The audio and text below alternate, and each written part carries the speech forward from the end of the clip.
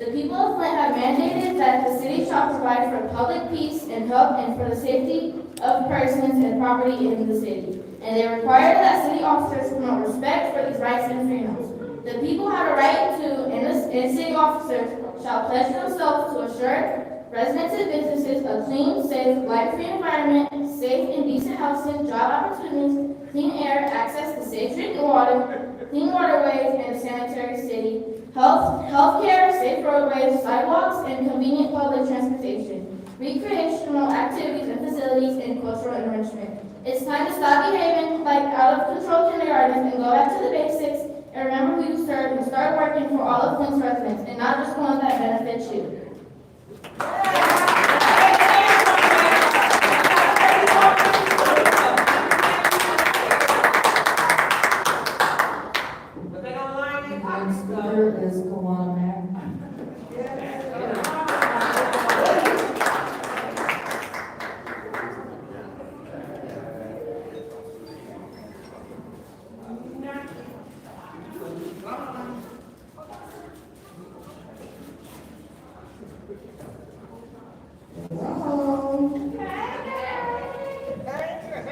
You know what? I just wish y'all could just take the money in one whop and get out of here. Bring the financial manager in here. I mean, every city office is corrupt, and it's a shame. You don't think about the people of Flint. Y'all talking about those parking meters. We need a receipt. The DDA corrupt too.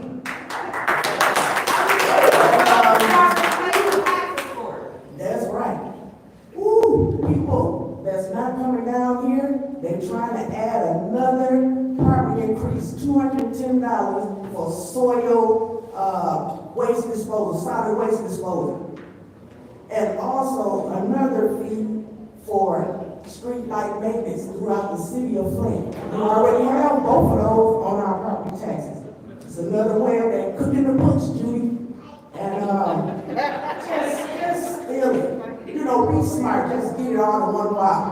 Miss Bouchet, water lady.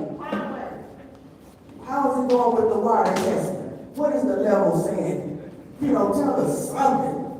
Fake, whatever. And let's everybody have a good vacation because I'm going out with this corruption. See you next meeting.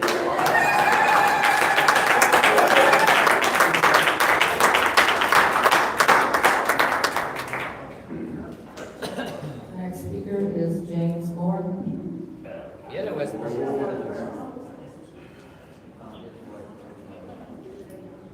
James Moore, Second Ward. I want to take a moment to thank the city clerk for returning back our chairs. Some that have people in, some that don't. At least we got them back. So there is hope somewhere in the city of Flint. And then I would like to say to the sergeant, which is the highest ranking officer in our, I'll tell you what, police officers in the back. Somebody took our rug, man. Our black rug that we up here is cushioned. It's been stolen from outside of the building. We would like to be able to show the people of Flint that we can solve at least one crime. The black rug, you know, when you get to be my age, you know, you wear house shoes, you would like to have something comfortable to stand on for 2 minutes and 9 seconds left.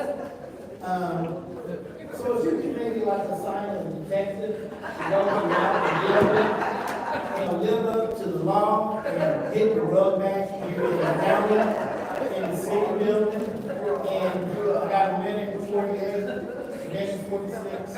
I want to say to the clerk, to our city clerk, thank you once again for returning the seats. Thank you for giving me the letter to ask for the return of the rug. But Madam Clerk, would you please take down this bureau and open that up chamber so that, you know, when we have an open chamber, it's not all jail, it's not all hell. Someday it will get better than can, but we got to come and learn to work together, you know? And I don't know if you can, support a candidate for mayor, but this one I would, so,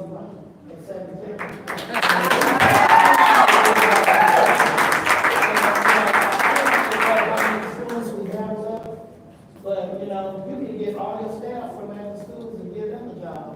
And I think the city of Flint will support that, because we really need some new different direction. And, I heard you say that you talked to, country leaders. Well, maybe you could be our leader here in Flint. And, the glass doors are open. We got, the other thing, we got that act up there to keep our doors open until the police. We used to be in the hallway. Now you get escorted down the elevator, you go past the glass doors at the mayor's office, and then turn around, the electric doors that open, they put you out. But thank God they have not been thrown back in jail, so they're trying to work with us, Sean.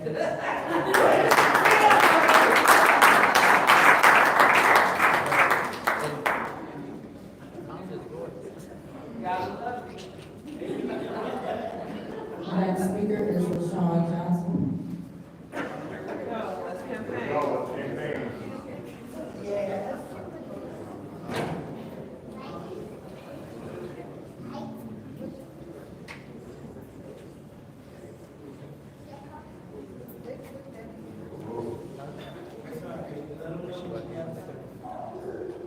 My name is LaShawn Johnson, and I'm a writing candidate for the 3rd Ward. I'm very respectful when you guys get up. You guys act like y'all elementary kids. Stop. I know I don't fit into your clique, but we can't be respectful. Again, my name is LaShawn Johnson. I'm a writing candidate for Flint's 3rd Ward.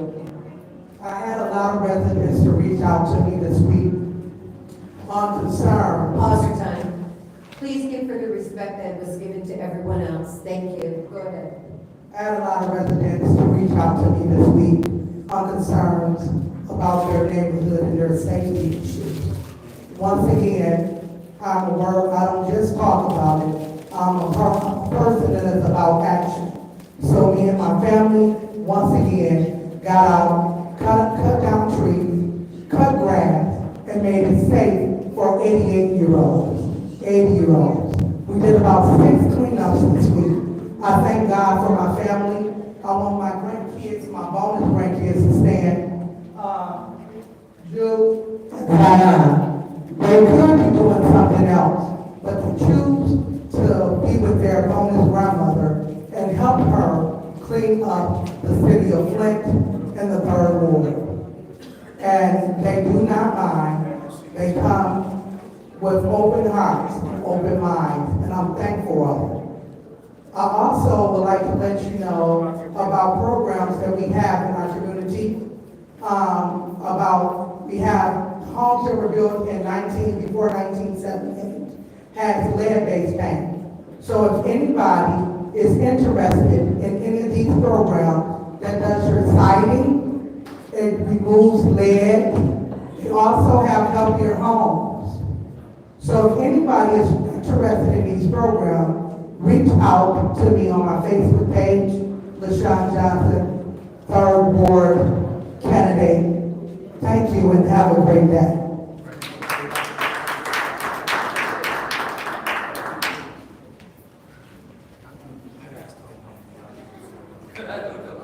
The final speaker for this meeting is Sandra Jordan.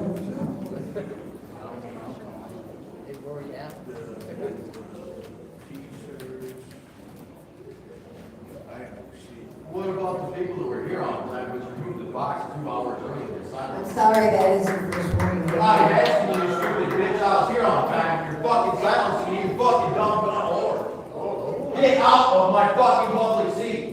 You have no right to sound for me, you put your chairs back, you pulled your box, I was here on time, you were fucking around for 2 hours, you didn't start to me, fuck you, shut your ass, you worthless pussy licking.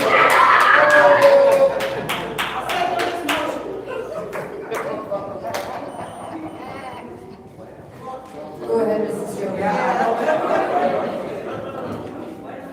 I just want to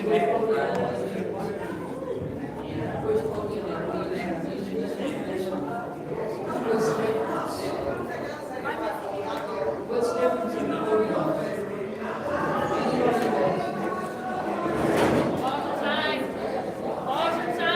All the time.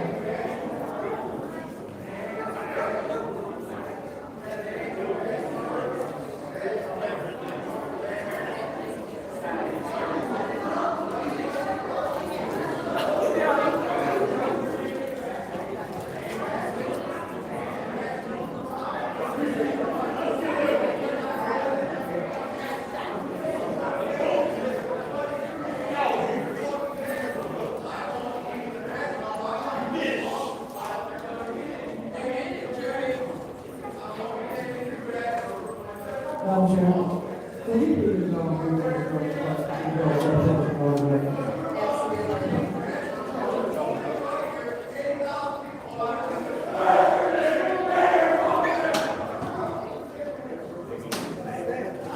Any person that is persisting disrupting the meeting in violation of city code section 3110, disorderly conduct, assault, battery, and disorderly persons, will be subject to arrest for misdemeanor.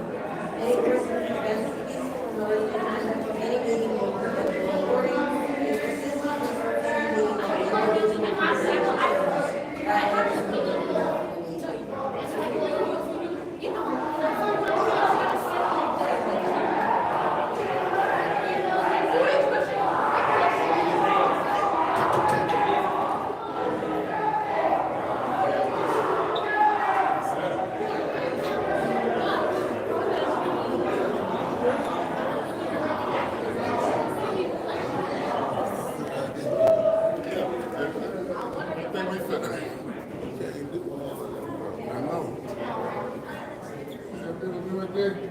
be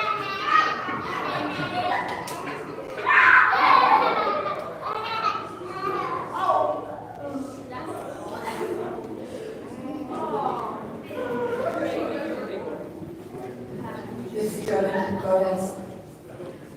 It's right here, the city council problem. Thank you. I thought we could like videotape up here without handheld or whatever. If you want to stand here and videotape me, all of a sudden your eyes come upstairs. Unbelievable. This is disgusting. I hope you guys are enjoying the really neat of the people and some institutions. This is what happens when you don't listen to them. When you try to make financial decisions and try to hide things. You know what I'm talking about. In the KWA water system that doesn't even exist. But your board does there, and all the money that's going there, yeah, you're gonna find out, Judy, real quick. You knew this day was coming, all darkness comes to light. Get ready. So basically, this is just disgusting, and as far as passing the budget, should have never passed. All it was a bunch of threats. And why do we have the felons watching the people that's not even breaking the law? You put them in positions so you can blackmail them. I mean, all they don't do is go to accountability. You got judges that are in there for sexual harassment that are still being judges. You got the teachers from Mount Morris bringing drugs into the jail through the Ignite program. I mean, it's unbelievable what's happening in the city, and then you wonder why it's going down. And I said there was a bigger agenda. Look at the land bank. That was our last speaker. That was fun. Okay, council members, council response, council members may respond once to all public speakers. Only after all public speakers have spoken, individual council members' response shall be limited to 2 minutes. Is there anyone who would like to address? Go ahead. everyone for coming, and especially the youth. Keep coming, keep smiling, keep preparing. And I did speak with your mom, Molly, so that you and I can collaborate. And we're going to get this done. We're going to do some amazing things and bring in the rest of the community. We are. To pass to Reverend Smith, I do want you to know when it comes to, I have advocated since 2020 that we need a comprehensive public safety plan. Still haven't happened. I'm going to still keep saying it loud and understanding. Now it also includes the opioid plan, which should have a comprehensive opioid plan with intervention, prevention, education, treatment, collaboration, recovery, and all those aspects. And we don't have one, and we have opioid. Maybe 6 million opioid. And so without these plans, we have an epidemic. Acknowledging that and having the funds and not doing anything with it is so egregious. It's so egregious. There's been no preparation. We have a gun violence issue. I've been stating that. Last year we had 10 children shot, some fatal. We lead with children with gun violence in actually the state of Michigan, and nothing is being done. And so these are things that when we collaborate with the older, with the younger, also with our clergy who is showing up. And thank you for showing, this is your third week in a row showing up. Thank you for showing up. I appreciate you. So I just want to say thank you to everyone. And we have a long meeting, so be patient with us. Anyone else? Anyone else? Go ahead. Thank you so much. First, just want to make sure that I have an understanding to the lady from Burke sitting in the back. If she had an issue with the land bank, that's not this body. That is the Genesee County Land Bank. So I want to encourage you to attend the land bank public meeting. Moreover, attend the county commissioner meeting. I trust that they will be able to handle any issue that you may have with them, because too often we're in the wrong spaces and the wrong places to get results. We handle the business of the city of Flint, and so we are not over the land bank. So I would encourage you to please reach out to the Genesee County Land Bank Authority, go to their meetings, or to attend the county commissioner's meeting where they can be best fit to serve you. Also would like to definitely thank the residents for coming and spending their time to understand government and to understand how we move. We would like to also welcome the young lady from the Washington, D.C. area. Definitely thank you for coming. And also want to encourage you to take a look at the previous meeting when we passed the budget, so you have an understanding that it already been passed. And this body already went through it line by line. It's essential that we do so. We are facing over 500 layoffs. And so, as this body, we are commissioned to do 3 things. That is, first, pass the budget. The second thing is to create ordinances. And the third thing is to advocate on their behalf. And so, we must pass the budget so we continue to have city services. So, thank you so much. Thank you. Anyone else? Yes, ma'am. Madam Chair, thank you. I do want to remind everyone that City Hall will be closed tomorrow to observance for Juneteenth. So I do encourage everyone to take part in the festivities that are being offered around the city. And just make sure we're doing our part to observe Juneteenth. Also, sir, you were talking about what's going on with the ombudsman's office and your frustration about us funding it, even though it didn't seem as though the office was really taking any concerns or doing anything. So according to the charter, that's $250,000 that we allocated in the budget. The charter mandates that we have to allocate that for the ombudsperson. Furthermore, I know that they do have candidates. They've taken in some resumes, and so hopefully they do get that position filled soon. I know you also have some concerns about the Ethics and Accountability Board, and a couple of us not having people appointed here. What happened In the case of the step board was that there was a person in that position, and they did step back. They did not like the environment of the Ethics and Accountability Board, and so they chose to step away from that board. I did attempt to appoint someone else to that board, but I was not able to get the votes. Unfortunately, that person had some disagreement with council members, and so that person was not able to move forward in the process. I am looking for someone to fill the 7th Ward seat, but again, I think sometimes those meetings are so contentious, it's hard for people to want to come and be a part of that. I do believe they have enough members to where they can make quorum, so hopefully they are able to make quorum. But I will continue to search for someone to put in that position. Thank you so much for pointing that out. Also, thank you for taking the time to read the charter. That is greatly, greatly appreciated. And also to the young lady who read the charter as well. I think that it is good for us all to have fresh in our minds the things that you are guaranteed as the residents in the charter. Thank you. Anyone else? Anyone else? I'll take my time.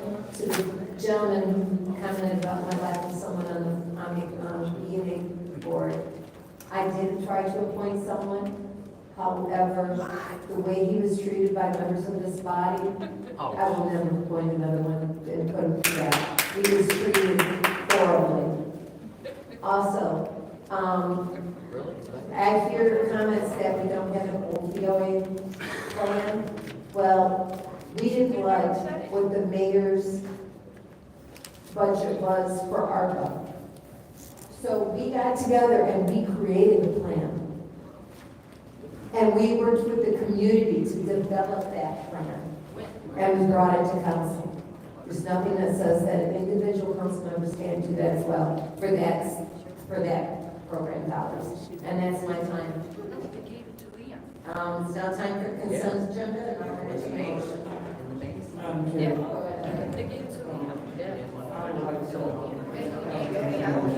There's a motion on the floor by the councilman in the second ward to approve the consent agenda. Is there support? With separation support.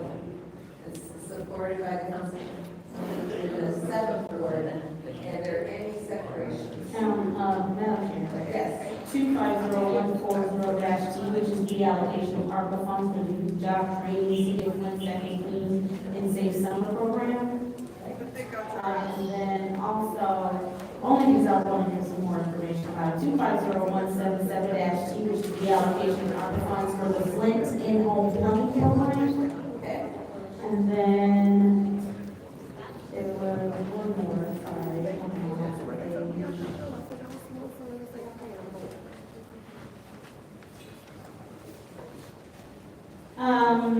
I do want to do 25018-T, which is the contract for Siemens Direct Incorporated, printing, sorting, and mailing property taxes and water bills. It was 250183. Yeah, page 5.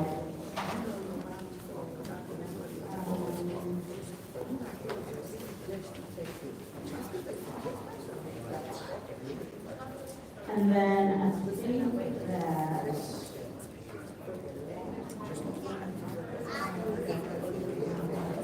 I do want to do 250201-T, which is to accept the Eagle Michigan Department of Environmental Great Lakes and Energy Flint in-home plumbing replacement program. In 2024-25 budget to accommodate funds only because I do want the residents to hear about the good work that we are attempting to do as far as taking the home in-home plumbing. And that I yield, Madam Chair. Okay, is there any others?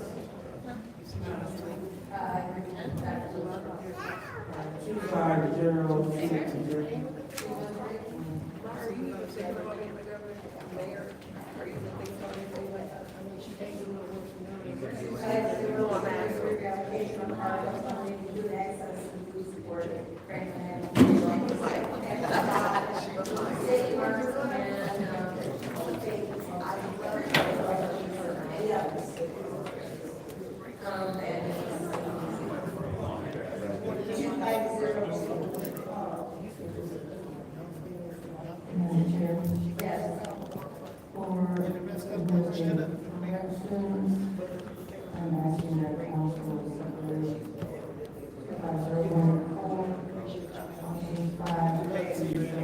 I'm sorry, I can't hear you.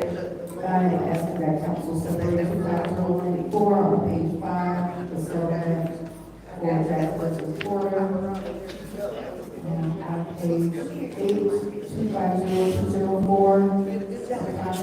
Okay, that's 250. Yes, and finally, in time, 250210, is someone that will copy the facility. Is there any other separations? What was that last one? It's the last one. The Cochran, oh, excuse me, okay. 250210, page 9.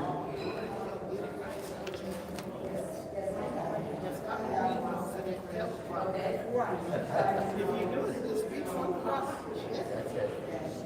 There's an choice input grant agreement for the endowment trust. What was Is there any that? other separations?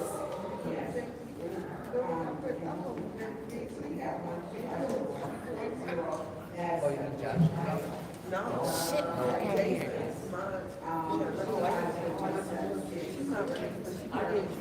Okay? Yes, that's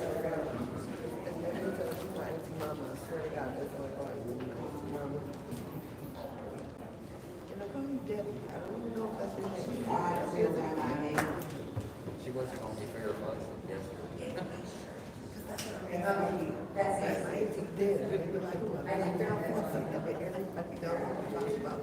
I didn't hear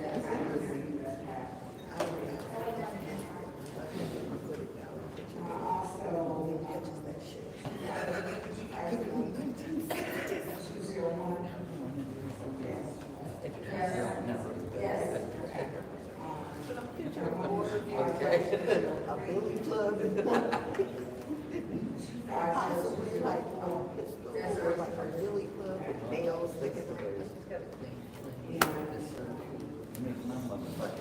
That's great.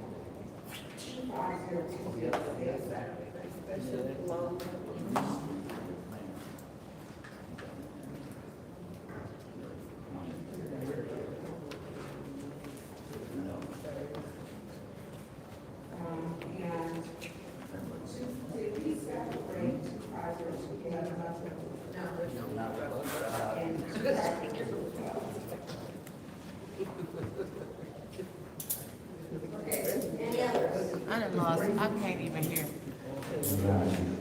Okay. Okay.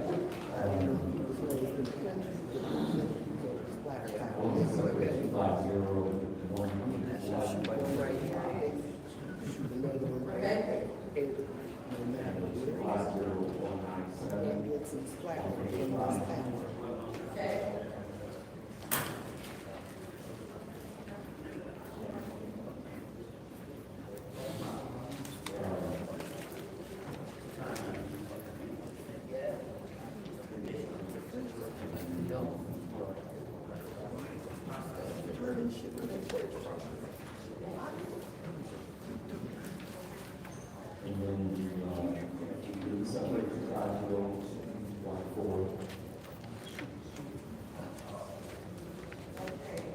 Okay, is that the real?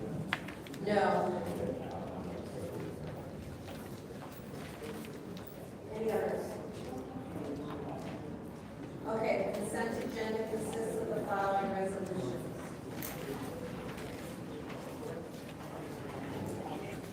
Two 50178, change order number 1 for Michigan Department of Transportation contract resurfacing 12th Street between Benton and Northside Travelers. 250179, increase Flint Public Art Project, extending the contract. 250180, contract for CEW licensing renewal for VMware with the IT firm. 250199, contract Lake Star Construction Services for the portion facade at 1309 North Saginaw, 1319 North Saginaw, Choice neighborhood. 250200, INA Store, Inc., purchasing 2 wheel loaders, street maintenance division. 250205, contract by House Insurance Group, City of Flint, workers' compensation, excess policy period, fiscal year 26. 250-207, rehabilitation of City of CARES Act into Community Development Block Grant. 250-208, grant acceptance, CS Mott Foundation, Appleton East Apartments Demolition Choice Neighborhood Project. 250-209, change order for the Housing Commission Demolition and Resident Relocation Services, Appleton East Choice Neighborhood Project. That is it. Yep, that's it. So this is what we'll send these to council.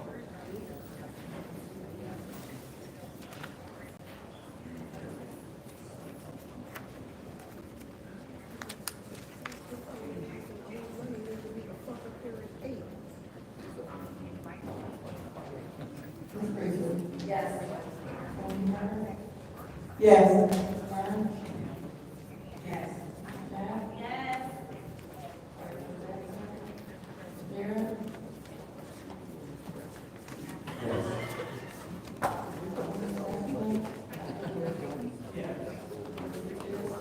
Vote is 6 yes, 0 no. Those we said, first declaration, 501. Madam Chair, Yes. I would like to postpone indefinitely. Okay, there's a motion on the floor by Councilwoman Support to postpone. This resolution is indefinitely. Is there support? I'm sorry, y'all can't hear. I can barely hear myself. Councilwoman Support.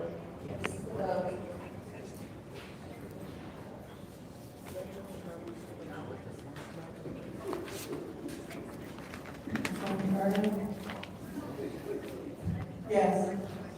Burns? Yes. Yes. Yes. You already got the money. You don't need it. Yes. Yes. Vote is 6 yes, 0 no. That will be postponed indefinitely. That was The for the next summer youth declaration drive. is 250176, change order number 1, funding phase 2, police department, city hall camera installation with Commissioner Rivera. Yes. Motion on the floor by Councilwoman, second floor to move to council. Is there support? Support. It's been supported by Councilwoman, second floor. Is there any discussion? Madam Chair, Go ahead. we have, Deputy Chief Fire, Review and Clint, please give us the. How you doing? Assistant Chief. Mr. Clean.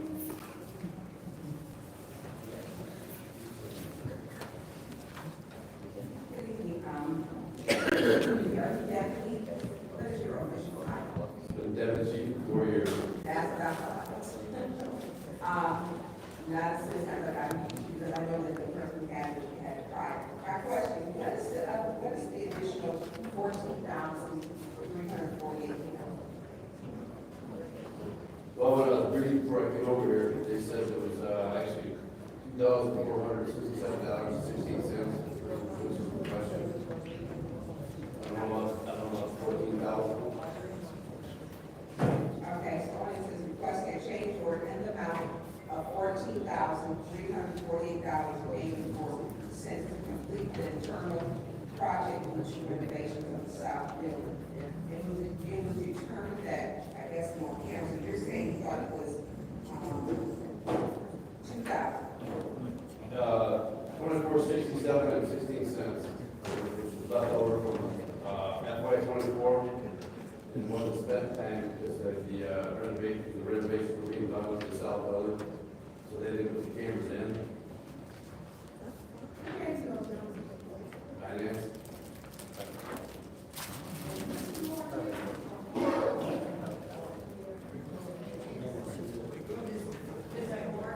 How many cameras is that?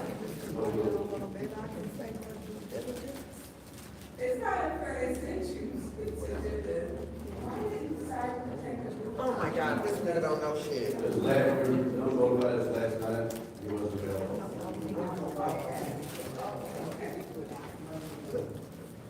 Okay, you have this report. You have an exchange Oh, she put it up. $348 cost of the project. Plus $346 How many cameras is this getting? I don't know what that's.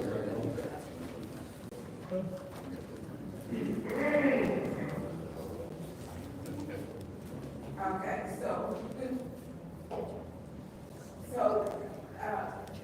Deputy Anchor stated that it was 2,000 on, and we just got this, so please be patient. We didn't get it until this afternoon, and so that's probably there's a lot of, separation, because we're literally reading, not visual disrespectful, that I know I'm looking down, I'm reading. So what is the difference between, 2,000 and 14,000? Mr. Murphy, you know, Deputy Chief Anchor about that? Paul looks like he's about ready. I don't think we'll work over around. He doesn't. Okay.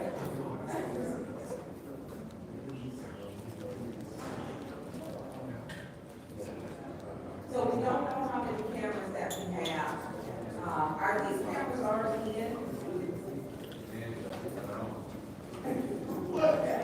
Well, I'm gonna let Dr. Cowley, ask questions, but I'm gonna probably go and sit it back, because apparently we don't have, you just got it yesterday, and Mr. Moore and. Oh. That wasn't fair at all. So, I'm gonna, and I understand if you don't know, you don't know. So I'll let my colleagues, if they want to ask questions, but I am not going to support it at this time. Well, I am going to support, I don't know if they want to ask questions, they just send it back to committee so that Chief Green can have someone up here who can answer the questions. I know. That's why I asked where was he at, yeah. Okay, and it's just, and that's right, yeah. I don't know if my colleagues have questions. Yeah,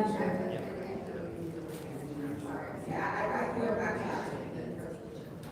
Madam Chair, so we have two options. This can go to special affairs and Booth can come before us, or this can stay here, because this is committee already. So those are our two options. I'd like to make a motion that we leave this here in special affairs, in finance. There's a motion on the floor to keep, 250176 in finance. And it's been supported by Councilwoman in the 6th ward. The motion was made by Councilwoman in the 7th ward. So this is to keep this in finance. Ms. Byrne? Yes. Yes. Yes. Yes. Vote is 6 yes, 0 no. That will stay, and you'll see that at the end of July. The next resolution separated is oh, you're done. Sorry.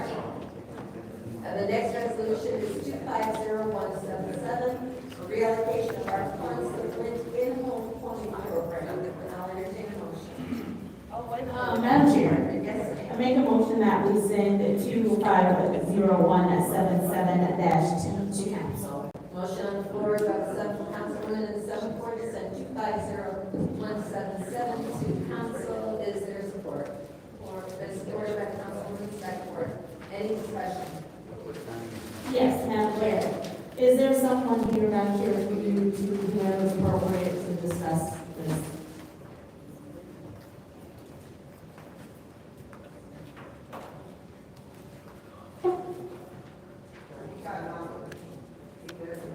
Ma'am? Good, how are you? You can do us a favor and just say your name and title for the record. Thank you so much. Could you tell us a little bit about this resolution? So this resolution is a backup to the resolution that's also on the agenda. Mickey, if you watching, I don't know how to focus your camera back in. So we are accepting $489,000 from Eagle to home replacement. We got home replacement, everything inside one. Yeah, it's difficult to hear. My bad. There you go. Yeah, so, it's a backup to, again, this pilot that we're able to keep. That is also one of the things. So this is, the 40,000, there's, I don't know, let me pull it up. So there is a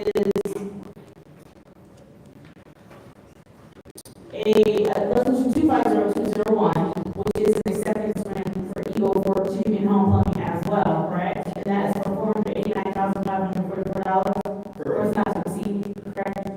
So then this grant is, this resolution, basically part of the resolution with this one, and this is for $510,000, correct? Correct. And what is this one supposed to be? Because I know the other one is a grant, so this is using our funding, so what is this one for? It's a lot of money. So this is so that more homes can have their in-home plumbing, replaced, so it's just basically, because it's not exactly matched, it's just a little bit more than the Eagle grant, but this is a part of the attempt to continue making Flint residents whole. We know that, you can see that water is really being tested, while the water that comes into your tap might be safe to drink, or the water that comes into your home might be safe to drink, the water that comes out of your tap may still have some issues, because there was a lot of damage done to in-home plumbing and fixtures, correct?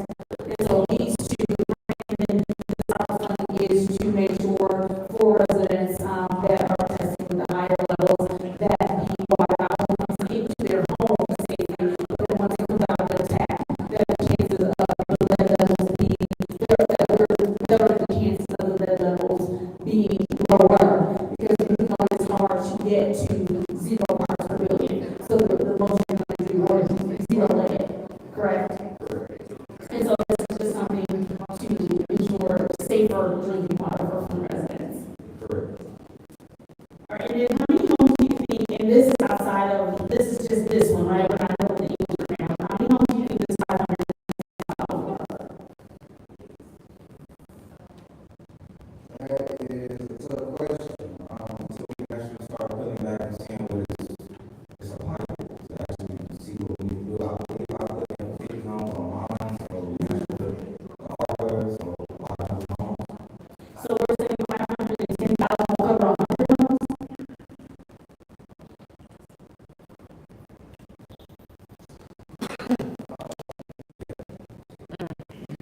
I don't know. Approximately 100 homes, because I don't understand what you're saying, that we have to, work with the different ones, we have to start that contract part. So how much it's gonna cost the labor, how much that it goes into actually being able to change the in-home plumbing for different homes. And so we're shooting for around about 100 homes, is 510.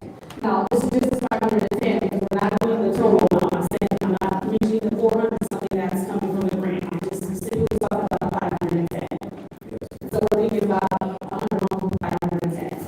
So if that 400 is not too far off, we're saying about 500 homes. So we're looking at just under 200 homes. We're going to have impact on this one, and then the next resolution is the grant. Okay, thank you. I yield. Is there any other discussion first round? Okay, so, or, go ahead. Yes, Madam Chair, briefly, Madam Chair, to the gentleman's what criteria will we use to select, these homes?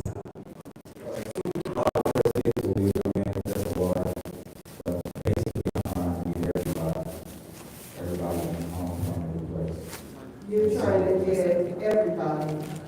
Well, with lead moves way heavier than water. So even if it was to replace certain fixtures, water can be stagnant in your lead lines forever. And it just slowly leaching off. So regardless of the fact, everybody pipes will be replaced. So if you replace the pipes to, the city replace your. Request for information. For clarification purposes of those who are, listening at home, Ms. Winfrey Carter, don't you think it would be better if he said everyone's in-home plumbing should be replaced? He said what he said. When He said says pipes, everybody like, pipes. how's the external You know pipes what he that already said? get replaced? So, do you think it's important to have, I got you. Go ahead. Thank you. So you're saying that, first you said that this 500,000 will probably service up to 100 homes, right? Yes, ma'am. And I know that the grant that you just voted on, that's also gonna, service 100 homes, But right? every house Yes, is. ma'am. Okay. Well, approximately, but again, we don't really know too much. So bidders, contracts, contractors come in and actually give us a quote on how much it costs. Do you know the number of homes that actually got their pipes, replaced in those homes who had high lead levels? Internally, Yeah, do you I know don't believe we had a program or anything that was in place to replace in-home plumbing.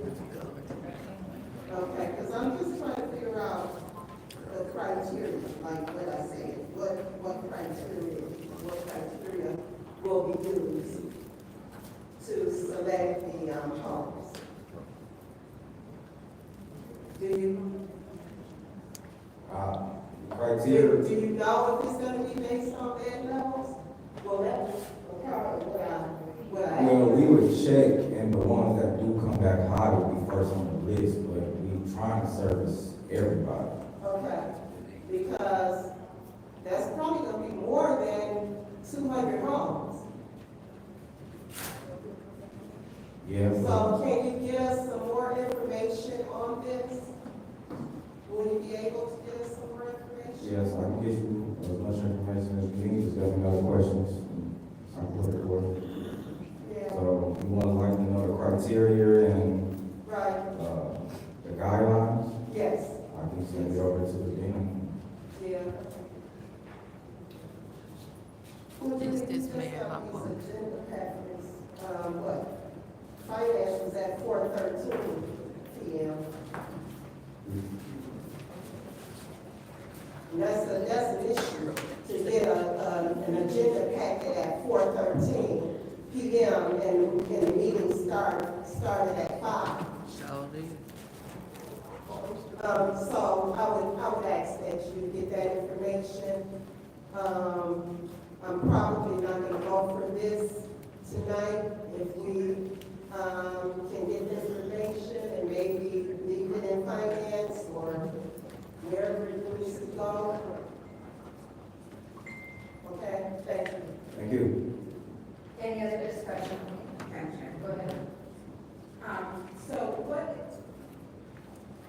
what's your name again? Michael Carpenter. What's your title? I am the program manager for the Lead Based Hazard Control Office. What? How are you doing? I've been here for 4 years.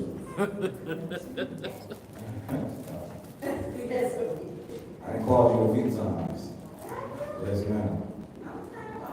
Nice to you.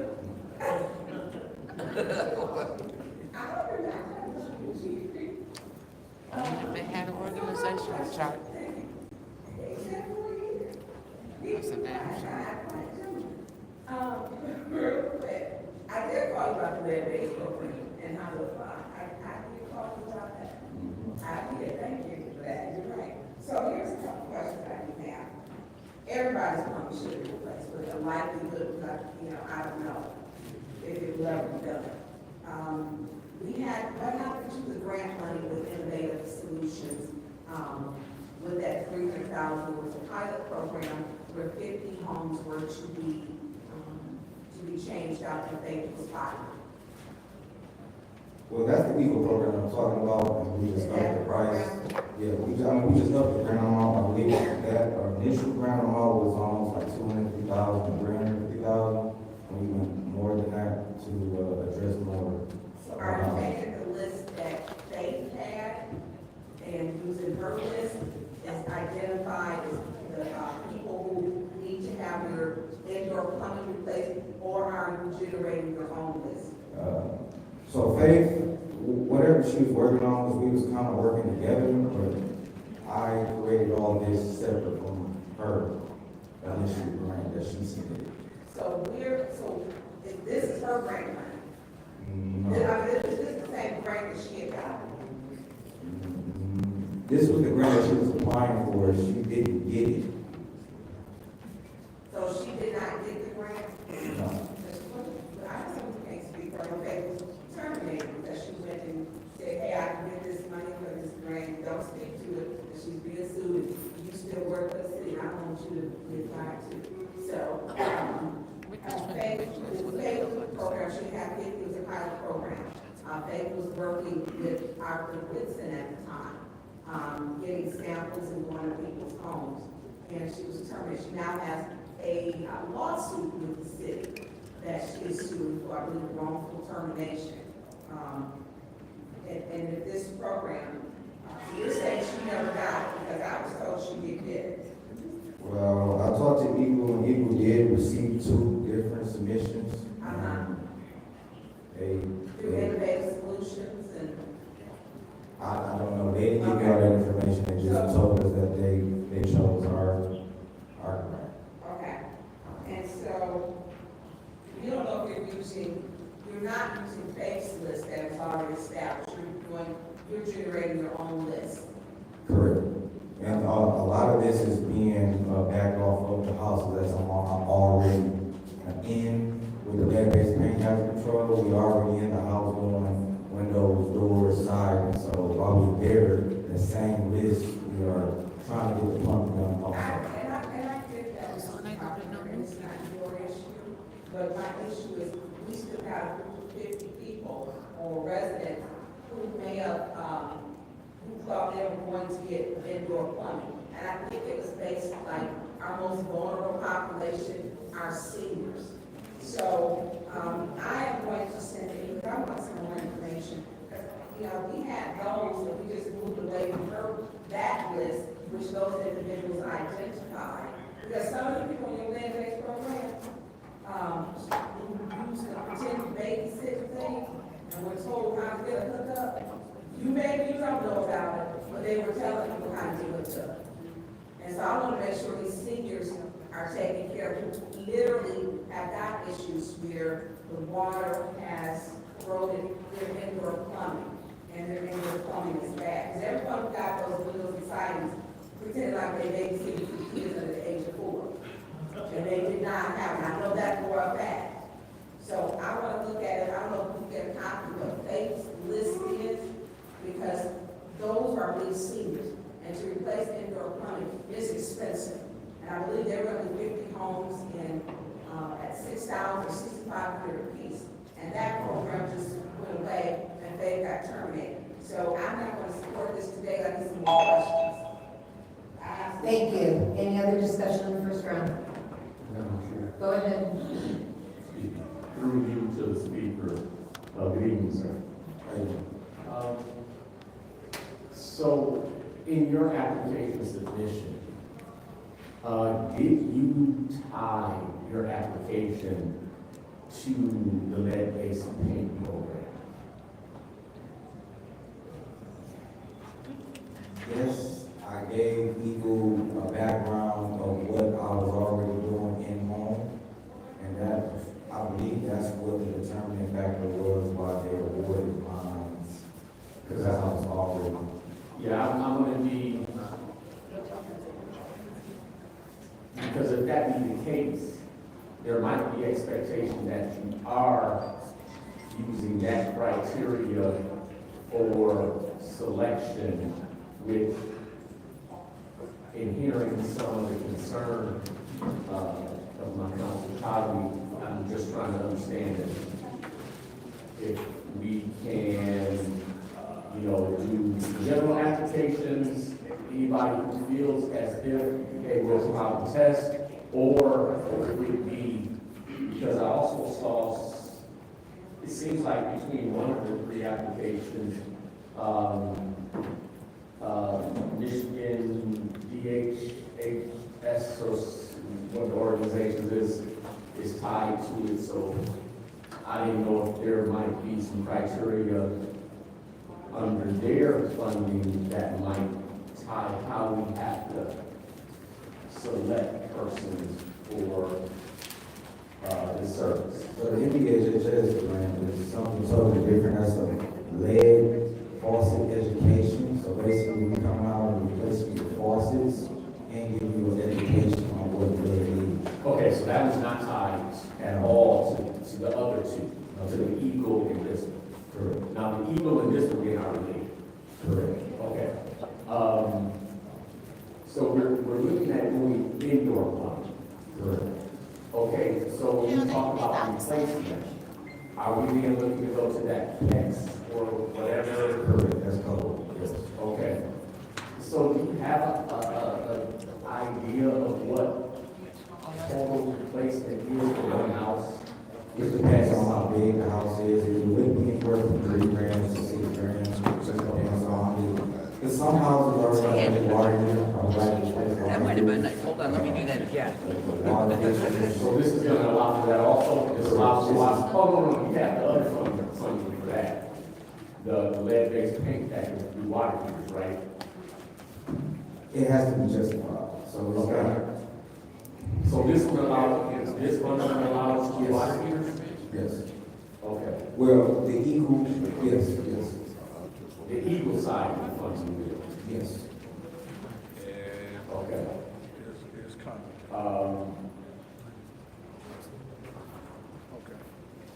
Are we?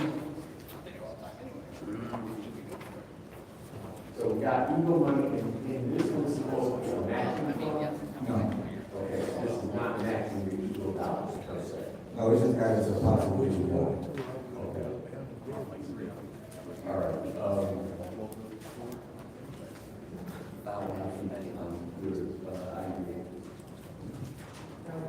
Is there any other discussion on the first round? This is for Any other discussion on the they first go round? replace the pipes that are Any discussion on the second round? 50. Go ahead. He said he was already in The here. state had pledged So it ain't $4 gonna million a year. And this was before, it's like 2017 or 18, did you know anything about that? $4 million to do what? Indoor plumbing per year. No. They, okay, so I'm gonna, and that needs to be looked into also, because. I know there was a program put into effect in 2018, but nobody signed up for it. It just basically died. So what, And that's what, when Faye was here, that's what our whole thesis was piggybacking off of that. But she did, nobody signed up for it. how much was that? I have to look it up, so I believe that was with, MDHHS. Okay, and there was also, I believe, a program that, one that Benton Harbor, got it, and they replaced all of their indoor plumbing here. They have the water rights. Yeah, and there was 20 or 35 million, and Flint didn't apply for the money. Is that, we could have applied for it. I would give a pot of money for that too, because this is a very nominal amount. And we're very small parts, when I believe that there was, Madam Chair, Mr. Edwards. Mr. Edwards. Fine. Mr. Edwards. Yeah.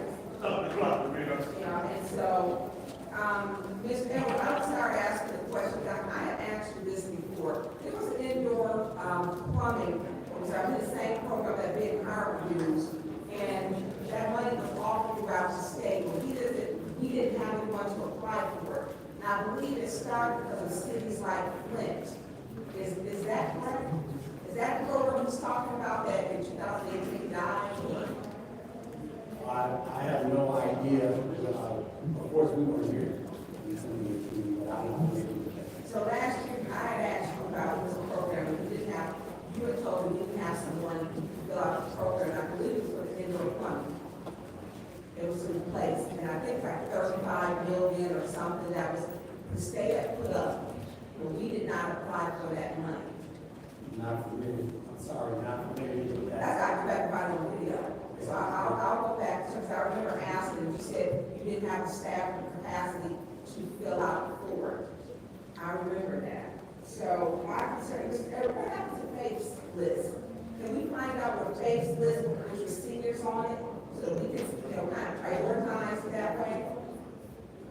I can see if I can track down from our, Yeah, I can still get her email. I'll send you an email, Brian. Is there any other discussion in the second round? Go ahead. Madam Chair, maybe I should give it to my colleagues, or there any more questions? Okay. This is your last opportunity. Okay. All right. I'm Any other discussion? Madam Chair, I'm going to make a motion that we leave this in, finance. There's a motion on the floor by Councilwoman in the fifth ward to keep this resolution at 250177 in finance. Is there support? It's been supported by the Councilwoman in the sixth ward. This is the vote. Ms. Michelle? Yes. Ms. Beard? yes. Lewis? Yes. Priestland? Yes. Mr. Carter? Yes. Ms. Burns? Yes. Vote 6 yes, 0 no. Vote 6 yes, 0 no. That was in here.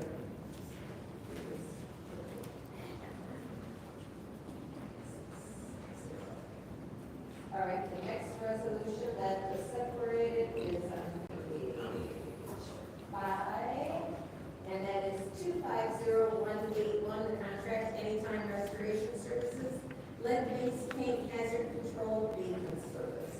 I'll entertain a motion. Madam Chair, go ahead. Make a motion to send 250181, to council. Okay, there's a motion on the floor to send 250181 to council by the councilwoman in the sixth ward. Is there support? Supported by the councilwoman in the fifth ward. Is there any discussion? Any discussion? Maybe the council person has information you'd like to discuss? That was Jonathan, I think. 250181. Yeah, through you, I believe this is gonna be my movement. Perfect. Through you, I need something. Is this gonna be Mr. Carpenter? 250181, yours, Mr. Carpenter. It's lead-based paint.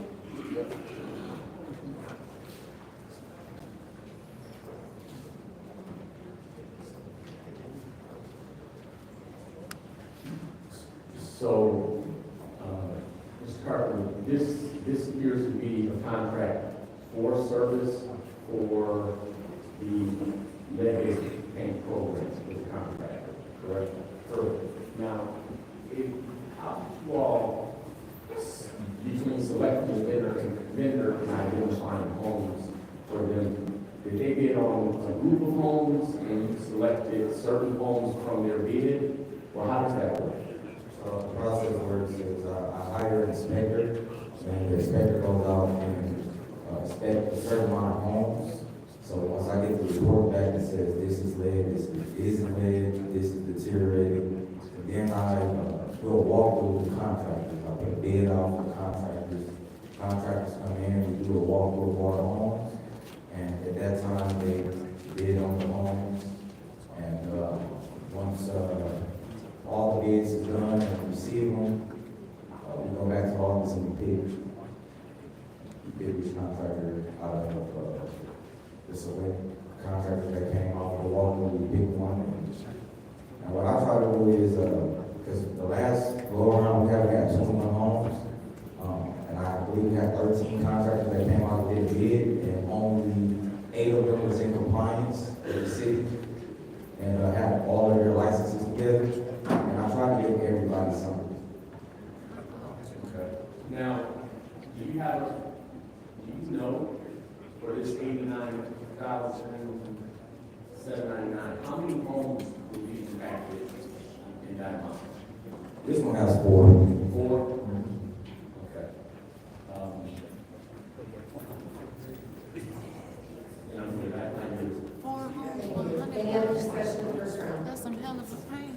Any other discussion in the first round? Go ahead. Mr. Carpenter, you said this last round, you had 21 homes, Yes, ma'am. and what was the time period? Oh, yeah, we even started, it's still going through council. Oh, we're still going through, the 21 homes are still going through. Yep. Yep, so, I believe, How many homes have? total, Yes, 70, 77, 77 homes. 77 homes have been completed. out of the 4 years I've been. Oh, okay, how about the last 6 months? We haven't did anything. We just been waiting. It's a process to go through, actually finding a contractor, getting the liberal reports from the contractor that we hired, then going to council, getting everything approved by legal. It's a process. Okay, so 4 years, you got 77, so you were kind of like averaging about 18 homes a year. with your homes for 4 years. Okay. Thank you. Any other discussion in this round? Any discussion in the second round? All right, this is the vote to send 250 on your vote to council. Mr. Mayor. Yes. Dr. Lewis? Yes. Priestley? Yes. Yes. Yes. Vote is 6 yes, 0 no, that will be sent to council. The next separation is 250183, contract with Stevens Direct Ink, printing, sorting, and mailing of property tax and water bills. What is the pleasure? Madam Chair, Yes. I make a motion to send this to council. Motion to go to council to set court, send 25013 council. Is there support? Motion is supported by Councilman in the second ward. Is there any discussion? Madam Chair. Go ahead. This is actually something very, this one comes to Is there anyone who can speak to this resolution? Amanda?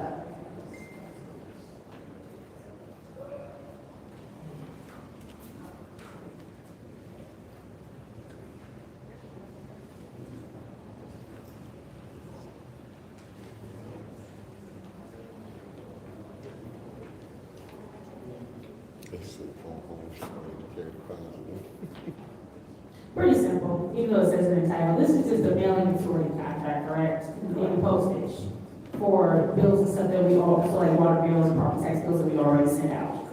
Right, and this is, 3 years, right? Correct. Thank you, I yield. Any other discussion in the first round? Any other discussion in the first round? Go ahead. Thank you. Amanda, is there anything else that you would like to share regarding this resolution? No, this is a new, vendor, but they, have a lot more bells and whistles that will be able to include, will be more correct on the bills or we put some on the backs of the bills quicker. So I think it's gonna be, it's gonna be a good thing for us. Perfect, thank you so much. Thank you. Any other discussion in this first round? Any other discussion in the first round? Any discussion in the second round? Any discussion in the second round? This is the vote to send 250183 council. Dr. Lewis? Yes.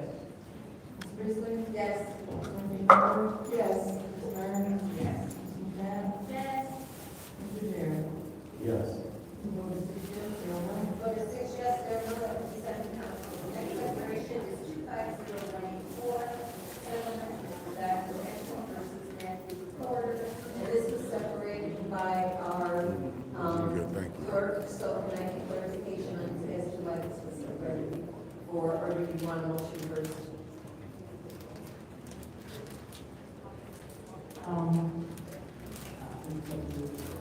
I need to point out, it's just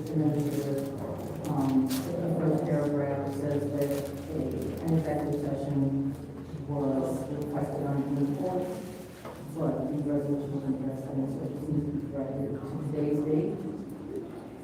So it needs to be amended? Yes. Okay. Thank you very much. So then we need a motion to just amend the president. I'm sorry. Madam Chair. Then we're gonna turn to appoint one. Yes.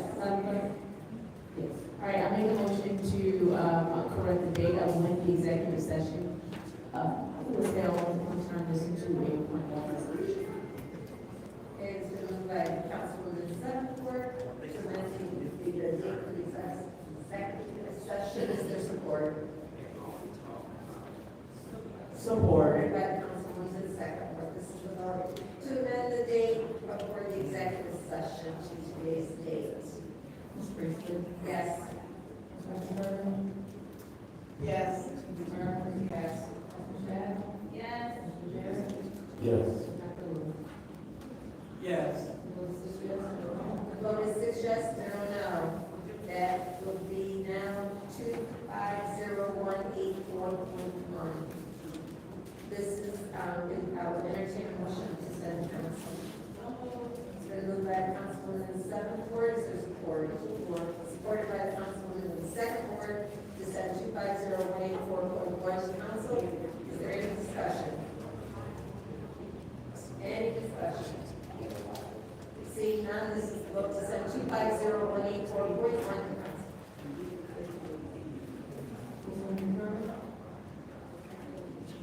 Yes. Yes. Yes. Yes. Yes. Vote 6 yes, 0 no. That will be sent to council.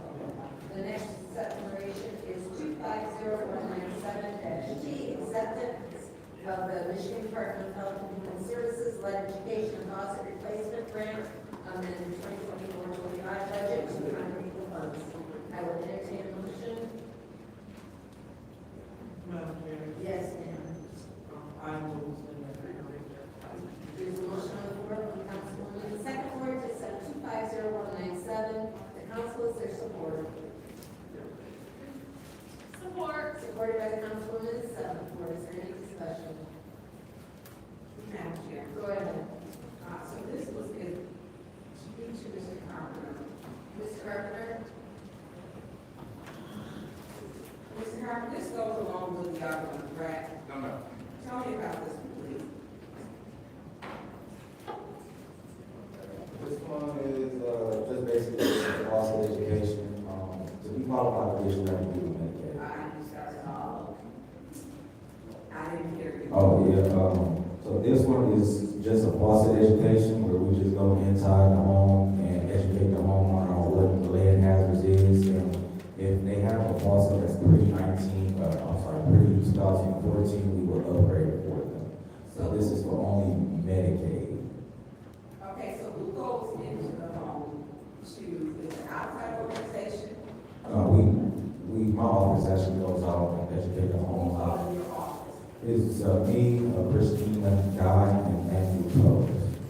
Okay, so you actually go in, and what are your determining factors? What do you look for? Anything that's over, copper, PVC, anything that's older than, 2014. How do you do that? I mean, so when you go into a house, you said faucet replacement, right? Correct. So how do you determine? I mean, it looks good, it looks new, it's new. Yeah, but what, I mean, you're talking, when you're talking, 2014. Sometimes the homeowner, we ask the home, because we got survey questionnaire that we sit there and go through with them. So a lot of times the homeowner will tell us, well, yeah, we just got the faucet replaced last year, 5 years ago. So you basically go on homeowner, when they know that they put the faucet in or in the proxy. Correct. Okay. And then we look at the lines that's going to the faucet, the shut-off valves is bad, or the lines is corroded, they use steel copper, we put that down, we want to replace all that. So you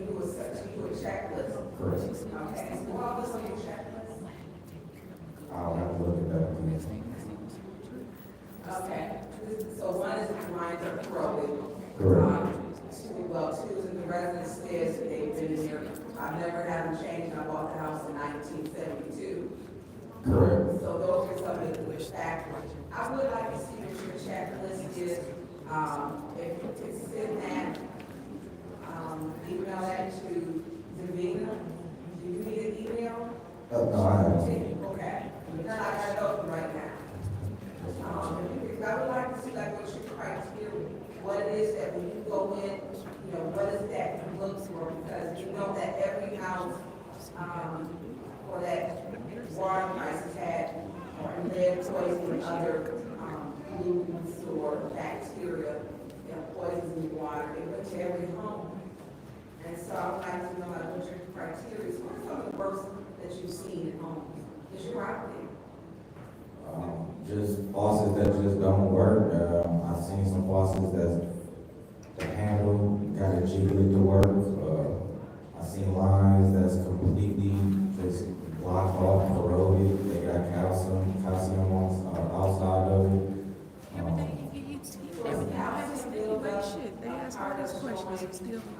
That you need to have to replace or that your lines are corroded because of the lead?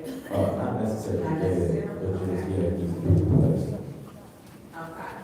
Because I've seen some calcium lead, the faucets, coming out of people's bathtubs. The one big nozzle and around, it's corroded. Right. So if you could share that list, I would like to see it. Please. Okay. All right. Any other questions? Any other questions? Madam. And this one is just for, so it's education and a faucet replacement, correct? Yes, ma'am. Which is completely different. So when we're looking at these, so we have three things, well, two things that are in front of us, the other ones are the same thing. So when we're looking at the in-home plumbing, so are you gonna take the same homes that, qualify for the in-home plumbing and then also change the faucets, or are these kind of working in tandem? So I know that this home needs their in-home plumbing replaced, and so once you replace the in-home plumbing, are you then going to apply this grant money and change the actual fixture? Or is the one grant gonna cover the plumbing and the fixture? And then this is just, kind of left over for people who, once you test it, you determine that only the fixture needs to be replaced?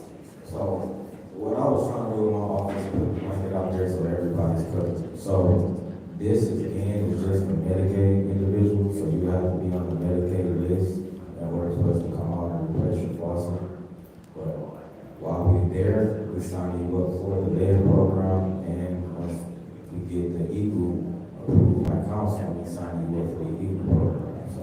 So that they are working in tandem, so it's gonna be, I'm gonna replace your plumbing and your fixture. Correct. All right, and then another thing that, I have a question about, because the way that I'm gonna say the way that the city collects water, collects the samples to determine whether or not, a home is actually testing higher for lead, I should say. Is the city going to actually physically go and collect the samples themselves now, since we have these two grants? And these two grants are specifically aimed at capturing homes that have a higher amount of lead. Because I know as it stands right now, the city does not physically go itself and collect the water samples. And so since you're trying to determine that lead is an actual factor and you want, and that the lead is actually higher in these homes, are you all going to physically collect the water yourselves? That was my plan, either my office or intangible with, public health. Okay, so then the answer to that is yes, it won't be up to the residents to collect this water. No. All right, and then my second question, because again, to truly determine if the fixtures and plumbing need to be changed, there's not gonna be an extensive flushing protocol that is not, actually matching what their daily lives are, right? So I know now, the way that the city tends to do it is that there's a flushing protocol that happens for days, right, before a sample is collected. So I know they have the resident flush. do heavier flushing than normal, and then they'll have the water sit for 6 hours, for a 6-hour period after that heavy flushing. And I ask this because it is not normal or natural for anyone, nor is it desired because of the price of the cost of water in the city, for someone to flush their water for 5-6 days straight. And so we're gonna get a true snapshot of if this home truly has plumbing and fixtures that need to be fixed. I don't think the extensive flushing is going to be realistic for what you're trying to do. So when you go in to collect the water, is it just going to be the normal EPA protocol of water just sitting for 6 hours? As opposed to the days of extensive flushing before? People did not give me any type of guidelines that I have to follow like that. So what I was going to do is to do the standard 2-bottle test. So I was going to give one here and then one at the end and see if you have high levels of lead. Again, my objective is just to replace all internal plumbing. And I hear you, right? And that makes complete sense. But there are some people who are in a more emergent state in the fact that they have higher lead levels and it needs to be changed. It needed to be changed years ago. And then there are people who their homes are not necessarily testing as high. Keep in mind, I'm saying this, saying that there's no safe amount of lead to ingest, but there's a difference between my home testing for 2 parts per billion and my home consistently testing for 50 parts per billion. And so, in order to get a true snapshot of who should be tested, who should be replaced at the beginning and who should be replaced a little bit later, I think that the proper protocols have to be in place. So it can't be extensive flushing, and it needs to be a 6-hour EPA protocol. Thank you. Is there any other discussion in the first round? Any other discussion in the first round? Any discussion in the second round? Any discussion in the second round? All right, this is a vote to send 250197 to council. Don't worry, they ain't gonna let you down. Ms. Burns? Yes. Ms. McShane? Yes. Mr. Jarrett? Yes. Dr. Lewis? Yes. Ms. Priestley? Yes. Ms. Winfrey? Yes. The vote is 6 yes, 0 no. The vote is 6 yes, 0 no, that will be sent to council. The next separate resolution is 250198. Contract with Faucet Vanderbrink. Water asset management, water reliability plan, Department of Public Works Water Division. Is there a motion? Is there a motion? Okay, Yes. so I would like to move the resolution to council. There's a motion on the floor to send 250198 to council by the Councilwoman Sackwood. Is there support? Support. Supported by Councilwoman Sackwood. Is there any discussion? Go ahead. Is there someone here from the administration?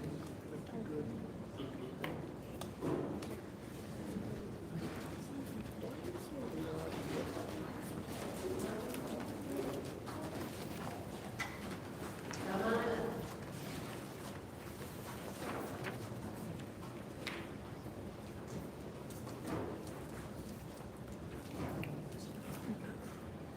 Ms. Gray, how are you? Good, so what is this, we're just now getting, is this to extend the contract or a new contract? This is totally different than where we have FD, who is actually our backup operator in charge as well as filling in as our lab supervisor. So we get someone to go with. This is actually a mandate to have an asset management and water reliability study. Can you, yeah, I was just gonna say, get closer to the mic, thank you. Yeah, this doesn't have anything to do with FD managing the water plant. This is an actual mandate to create to have an asset management and a water reliability study conducted. So is this a part of our payment report of HCO? It was part of that, yes, as an asset management for our case in 2017. Okay, we are just now getting this. Today, we're getting payment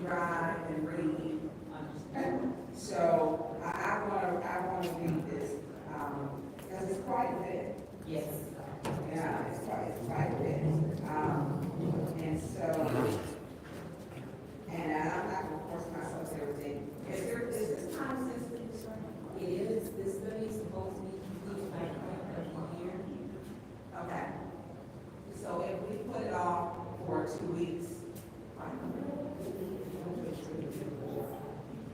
You know, we have a council meeting Monday, and we're gonna come back until the middle of July. So we have Monday, and then we're off for sale. Our next committee meeting is the 23rd. Is that correct, Madam Clerk? That's what I see, because it's supposed to be the fourth Monday, so our next meeting is the 23rd. That is correct. Okay, so starting from Monday and then to the 23rd. If we put this back to the end, whoever you want to read it, is that going to cause a problem? If those who haven't done before the end? Yes, these are business, end of the year, because I know I've got some questions, and thank you for being here. I appreciate that. So I want to, I'll let my colleagues out where you're at. I'm not gonna, I'll report it after I get a chance.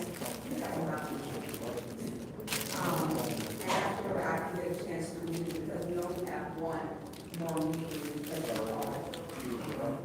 I think we should still do it, because it's the end of the year.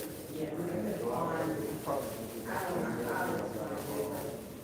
And I didn't count none of the news. I was supposed to put it on our next meeting, which will be at I'll let my colleagues, I'll look for them and ask questions. Madam Chair. Go ahead. Thank you. So this being committee, meaning that we have a special affairs council meeting on the 4th, right? Okay, cool. So, I think that if our colleagues have an issue vote with it on it tonight, then we can just move it to Monday. They give us, say, Wednesday, Thursday, Friday, Saturday, Sunday, give us about 5 days to get the information and questions that we need. So I would definitely like the rest, I don't know how they want to speak, but I'll go ahead and give the time and maybe in the next round, we make a motion to put this in special affairs, since my colleagues would like more time to take a look at this. I know I don't want to hold things up, because, we're not going to be back after Monday. You won't see us back with correction, you won't see me back per resolution. So the middle of the end of July. Thank you, that part of July. So we're gonna go ahead and get you together while we can. So, again, thank you so much for standing and being here. I do. Thank you. Any other discussion in the first round? Madam Clerk, was this one of the 7 that we received today? Excuse me, ma'am. I'm sorry. To read to the clerk? Absolutely. Thank you. No problem, Madam Chair, read it to the clerk. Go ahead. Madam Clerk. I'm sorry, just one moment. Mm-hmm.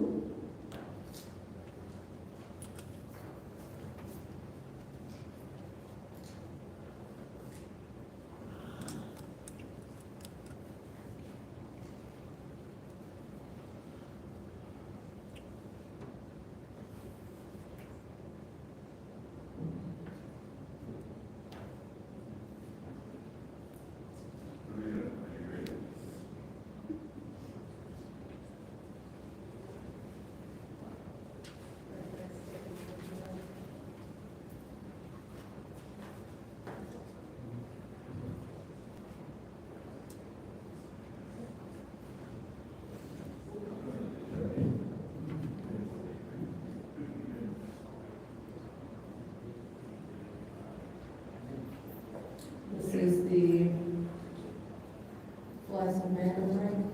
Yes. This is one that was sent to you on Monday. Yeah, this is Monday. Thank you. I just wanted to confirm.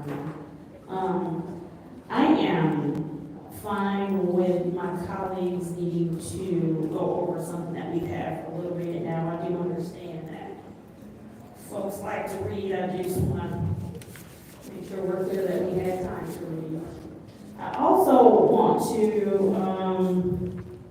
just really quickly ask our colleagues just as a favor, because I understand when we separate things, we know why we separate them, and nobody else necessarily knows our intention. So if it's something that you separated, if you're going to leave it here, send it forward, do whatever with it, if you could please take the floor and do whatever your intention was with it, because I don't want to take the floor and assume you were trying to do something with something you separated that you weren't trying to do with it. So I just want to make sure that I'm being respectful of your separations as we move forward in the meeting. I yield.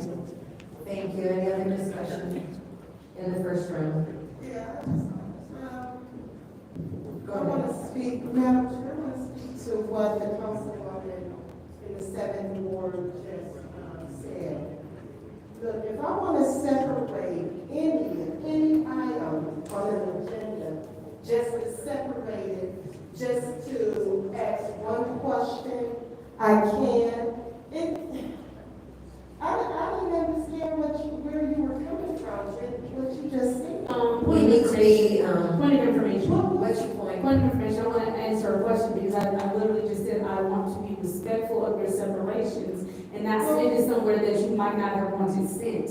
That's what I was saying. My point was, I didn't want to take this one like send it here if you were going to say, no, I want to postpone it, or if you were going to say, I want to leave it here, I don't want to say send it to council. I think what should happen too with that, you should always probably ask the chairperson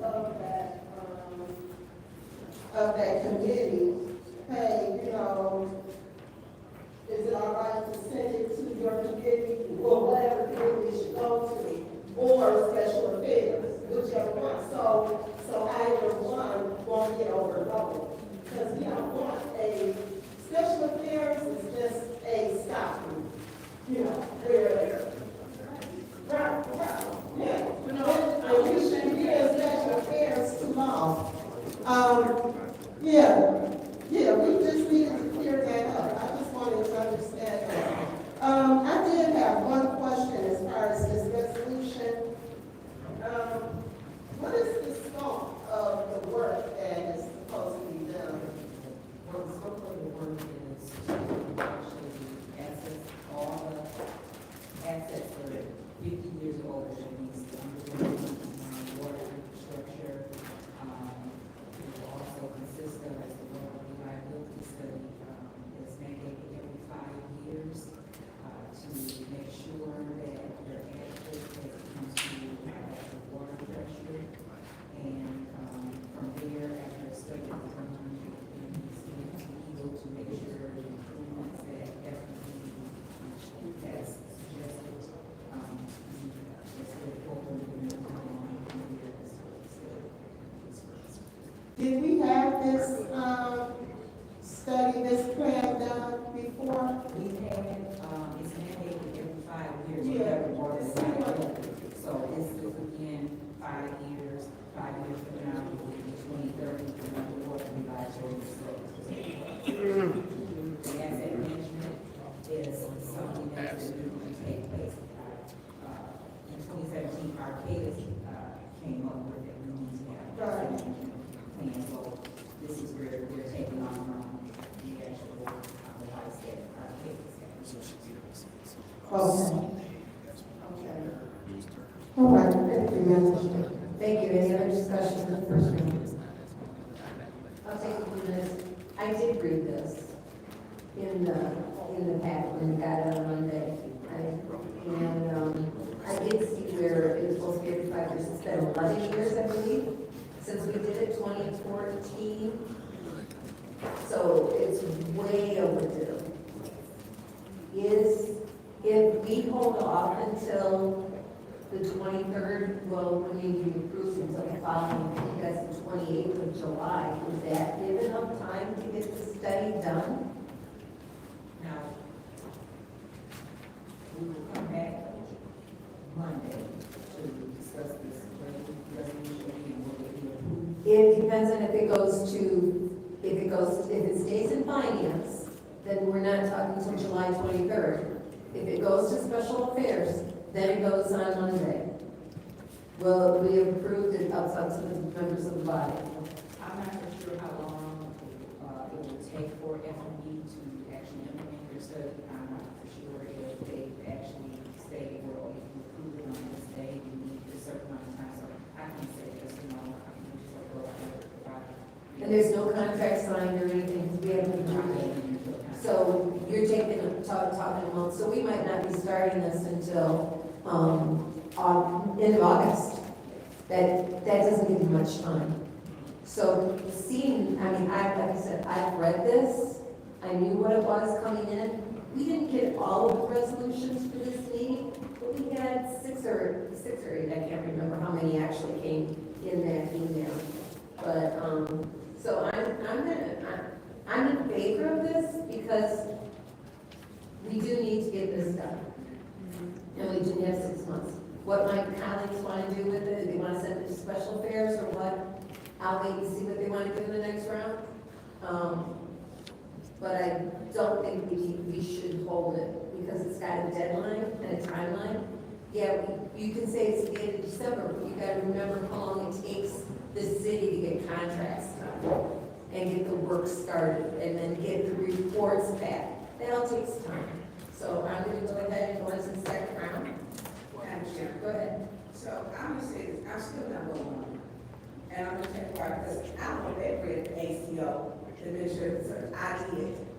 And I also read the Arcadis report, which also goes with this. And so how quick I read the Arcadis, the ACO is almost 180 pages. And it has an index about probably 200, it's pretty thick, and I've read it. And the Arcadis report is 77 pages, 77 or 78. I'm sorry, 64, I don't know, it's a little bit more than that. And so, I'm not rushing to do something that we took all this time, I'm not doing it. I'm simply not that everything they're going to rush and how quickly read, but I'm gonna take my time to read it and write my notes so that I can ask intelligent questions, because the reason why we didn't ask questions before, which is why we have water prices. I'm not going to rush through this and act as if, oh, it's so important. Because it was so important with last year, even before last, or whatever. But here's a question that I do have. Do we have a DPW record right now? We do not. We do not. And so I'm not rushing through this and, because that timeline with the July off, with probably everybody needs it. I know our police force don't mind not being here at all. Wow. So for me, I read, and I want my time to read. Now they can vote on it if they want to, but I know it goes with the similar results to the paper. It goes with our Arcadis report, that's almost 70-some pages, and then we got this. So don't tell me on a Monday what time the burger should be doing through her week. Because I take my time to read. You're not gonna rush me to read nothing. Nothing. This team for 18 months had water that was poisoned. And they told them that the brown, don't worry about it, that a little bit of rust, don't worry about it, that smelled foul, smelled like eggs, it didn't matter. So I'm not rushing to do this. I want to know what it is I'm reading. So I can, my vote is a vote that's going to make sure I get the information that I need and tie in the 3 reports together. And so that's my decision, my choice, and I'm not rushing through it. And you don't have any DPW. I mean, who can, and you are not an accountant.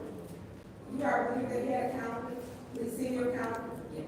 And so we have our, and in all disrespect, it should be a DPW being up here, not our senior accountant. It is unfair to have you, because you're not a project manager for these type of projects. Not at all.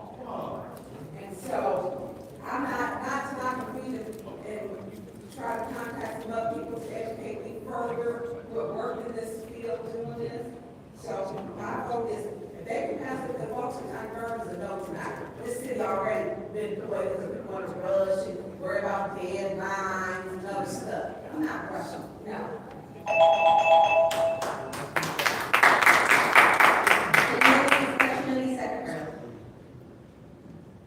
Madam Chair. Go ahead. Thank you. So in the spirit of fairness, I heard my colleague say it was read, and if that was the case, she would have read it because in her inbox on Monday. And so We have, I may be a slow reader, like you were Oh, slow, okay. and that's, Red, right, we have, that's student there, go ahead. What were you saying? Okay, because I was going to let us in It was, and so we had this Monday, and, you know, and when I hear, you know, having time to read and et cetera, you know, well, we got 3 or 4 hours to sit up on the podcast. And so we must redirect our energies towards the business of the people. And the business of the people is, excuse me, and the business of the people is to tend to the agenda that we received. And on Monday, we received the information for this, so this is not just a last minute read. And even if it is, you know, we took the oath to do all things necessary to move the business of the city of Flint forward. And so, to say that, What's your request? Does she realize that we do not have to go that? That's a improper request, go ahead. thank you. I appreciate the representative that's coming before us to answer questions and to also let us know about the importance of voting for this before we take our 1-month vacation. I don't see, and it's also a little disheartening to hear colleagues state that they're just not going to vote for it, period. Now, it will be kind to help us move this to special affairs, so Mr. Pfeiffer, so Mr. L. Alameda, so we all get an opportunity to move forward if that's what they so choose to do. But I don't think it's fair to sit in this seat in good faith and say what we don't have time to do when we see it daily, how time is spent. So, not coming for anyone, but just coming for the truth and the transparency that we say that we believe in. So it is my goal, and I don't know if anyone else would like to speak. And so if you would like to speak, just raise your hand. I want to speak. Okay, very well. But I would like to, I would like to compel my colleagues, please, let's move this on to special affairs so everyone will have an opportunity to read what's happening, to send any email correspondence between now and then, so we can get the business of the city handled.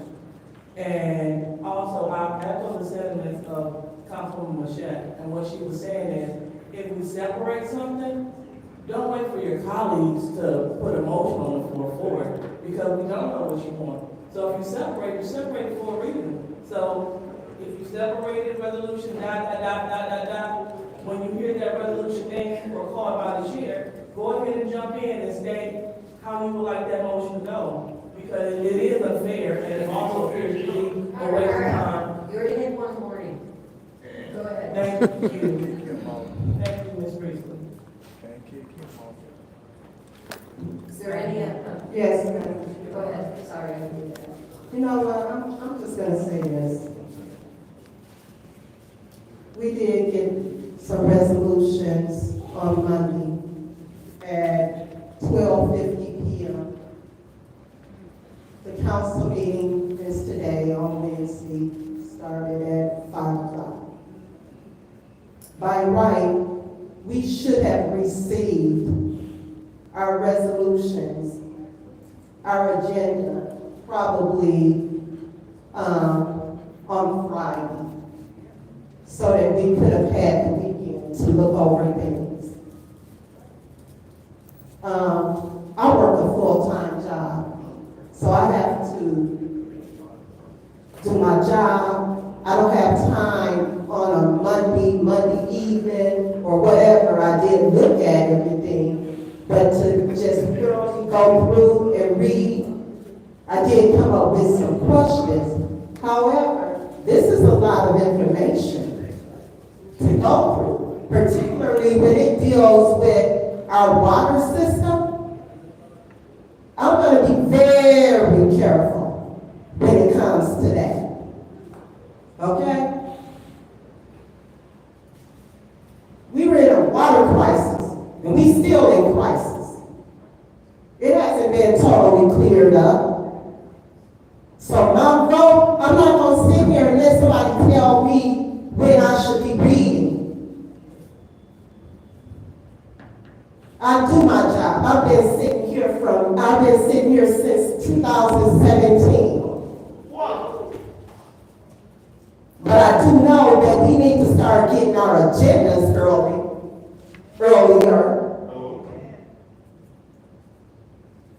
It's ridiculous. But I'm not gonna allow one of my colleagues to tell me what I need to be doing.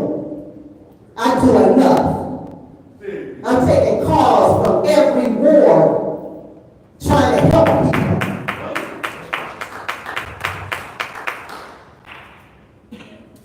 So with that, I'm gonna make a motion that we leave this resolution in Finance Committee. Keep resolution 250198 in finance. Is there support? Supported by the councilwoman in the 6th ward. This is the vote. To keep resolution 250198 in finance.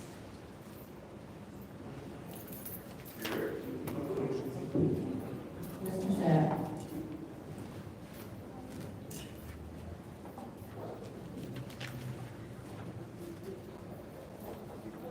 Yes. Mr. Jarrett? Yes. Dr. Lewis?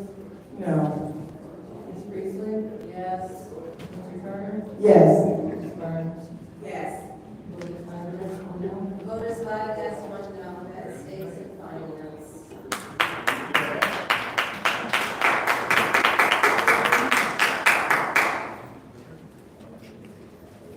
The next resolution is 250201, accept Eagle Michigan Department of Environmental, Great Lakes and Energy Flint in-home plumbing replacement program, and then the 24-25 budget to accommodate the funds. What is the pleasure of this body? Madam Chair? Yes, ma'am. I make a motion to, send this to council. Motion on the floor by Councilwoman in the 7th ward to send the council. Is there support? Support. Supported by Councilwoman in the 2nd ward. Is there any discussion? Ms. Michelle. Thank you. Madam Chair, please, the young man, Mr. Carpenter. We talked about this one a little bit earlier, so this is the, actual grant that we are getting from you, whereas earlier it wasn't just us, putting some money in so that we could change the plumbing in more homes. But this grant is coming from Eagle. Is there a time limit on when we need to accept this grant?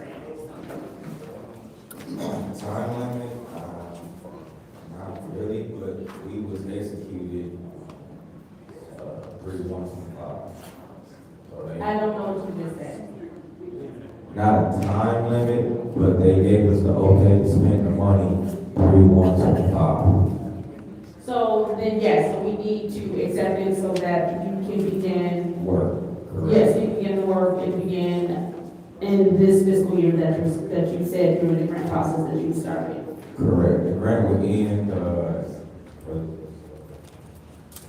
September 30th, 2027. Okay, and so I'm imagining in your budget, you said you're gonna spend X amount in year 1, X amount in year 2, and we're currently in year 1, and we have to start spending that X amount that you said you would spend within this first year. Yes, ma'am. All right, and then with this, and I'm imagining because you turned in a grant, how many homes did you approximate with this grant? 100. 100, okay. And then with this grant, the same thing about criteria. I would imagine you gave them some criteria that you would put in place. Was that a part of when you wrote the grant that you had criteria that you would put in place for it?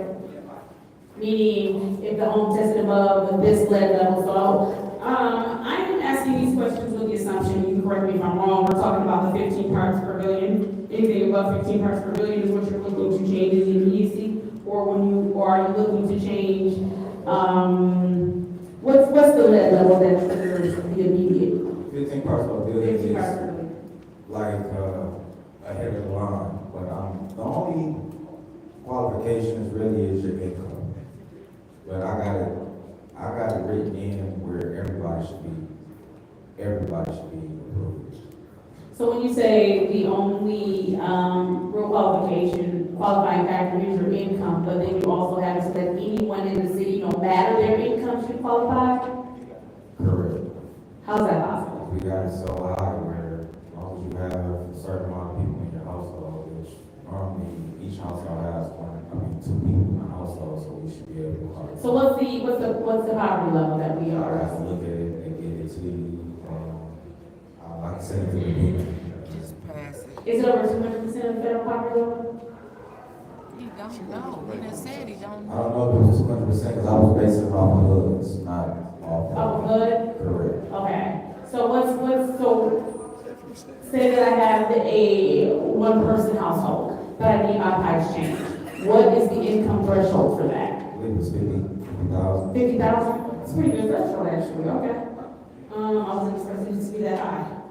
All right, and then once you start this program, what's the game plan? How will people know to apply? How will you get this out to everyone? Well, it still coincides with the layer grant that I'm already doing. So basically, if you signed up for this program, you kind of automatically signed up for the in-home public program. So what if you have residents who are not signed up for that other program, but they qualify for this program? How will you get the word out to them?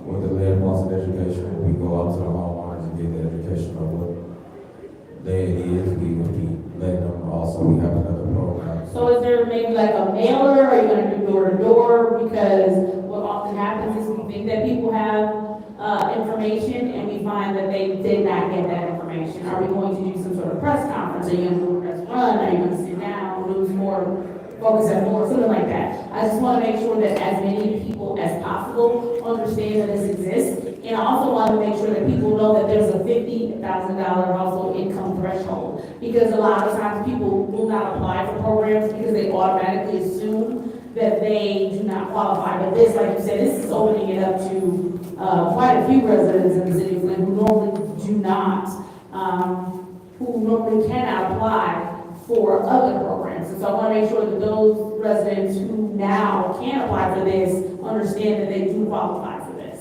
Yeah, so we also partner with the public health office. Thank you, that's your time. Is there any, go ahead. Go ahead. Thank you. Go ahead, Mr. Doctor.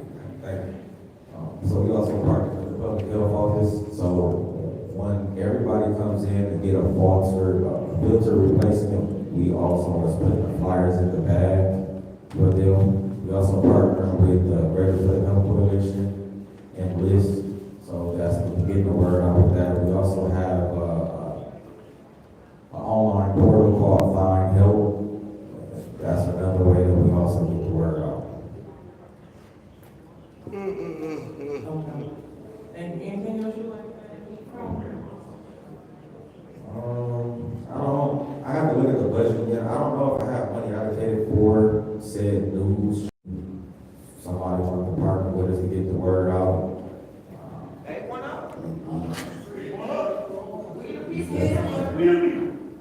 No yelling now. Go ahead. Yeah, that was it. Okay, thank you. And so, just from sitting in the seat and from previous experience, when we had those forms that went out from the Lake County Maze, that people can go and get their home fixed with this form. That got out there very fast, and we have to spend any money. So when people hear that it's a resource available in the community, it gets out here. And so we would definitely love to be spreaders of good news. A lot of times we spread bad news, I check on the people and stuff like that, but this is something good that we can spread. So instead of paying news, I think we can probably use that money for another home. And we don't get it. So we definitely want to. And so we appreciate what you do. So I know that I've seen someone, a resident, that was a benefactor of this program, and you all took great care of them. And so, again, thank you for your service, thank you for staying, and I really support you. Any other discussions first round? Go ahead. Quick question. You said this is the grant acceptance when you put the application in, right? Yes, ma'am. So you said there were two people that applied. Yes, from the city of Flint. So two have applied for the Flint, two Correct. organizations. Correct. What is the other, what was the organization? I don't know, they didn't give me that information when I called Eagle, my contact person at Eagle was, Kate Hutchins. Kate Hutchins. Okay.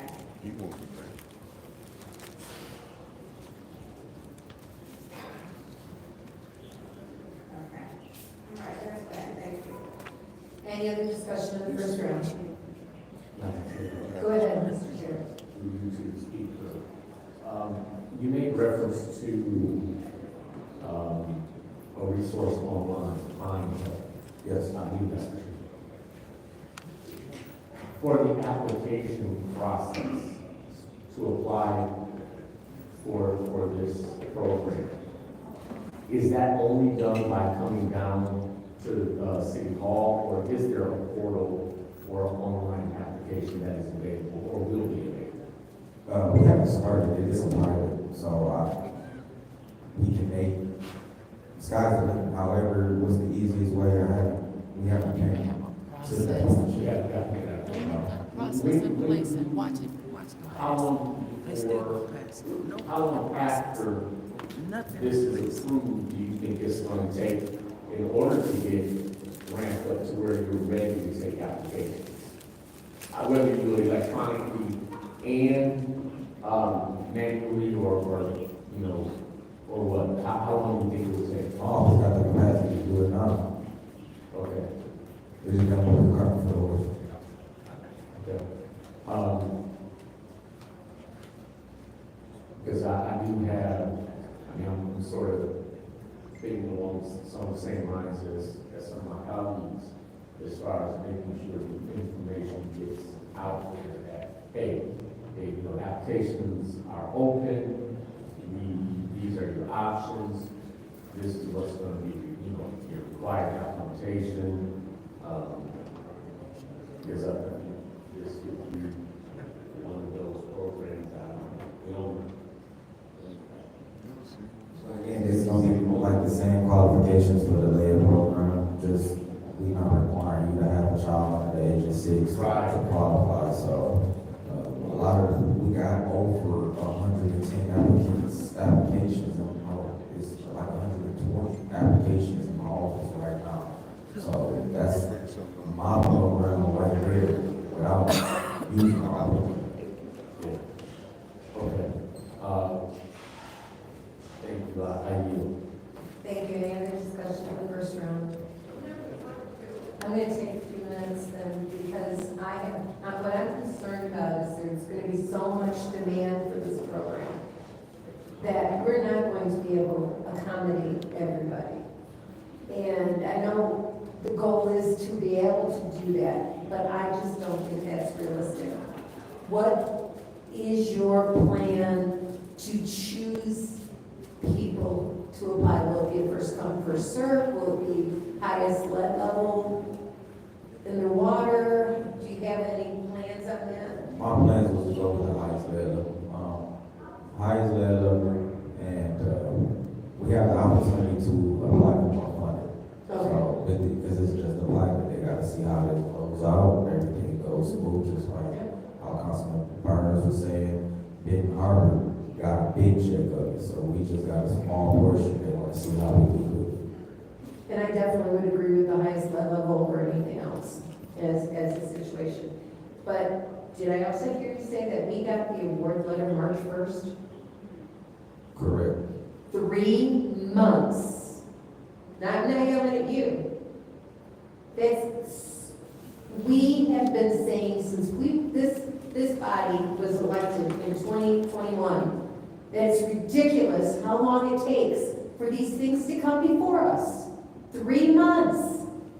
Unacceptable. It's not your fault.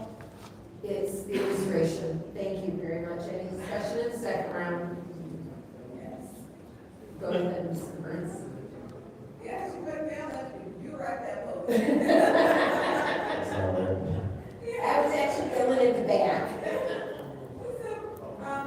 If people want this program, tell me how you get it.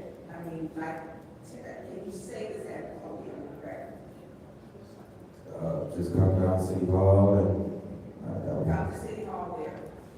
the front desk. So you're talking about when you walk in the front doors, go to the right. Yes. The ladies in the window. And I know that you're looking for an application for the in-home plumbing. So residents, if you're watching, come to City Hall. You need to come to the front doors. When you first go to the right, so as you right past doors, you'll see the customer service, large window where there will be ladies who generally greet you there, and they need to tell them what. That they was coming down to apply for, the lead in-home plumbing. Well, they can do all of it, really, the lead in-home plumbing, the lead-based paint hazard control, and they can also get a faucet replacement, all three of them. So let's say this again, I'm a little slow to read. So we want to do the faucet program, we want to do the lead base for the paint, right? And we want to do. The Flint in-home plumbing. And the in-home plumbing. Yes. So. Request for information. Yeah. Sorry, what? Request for information. Oh, you know, No, to the other side.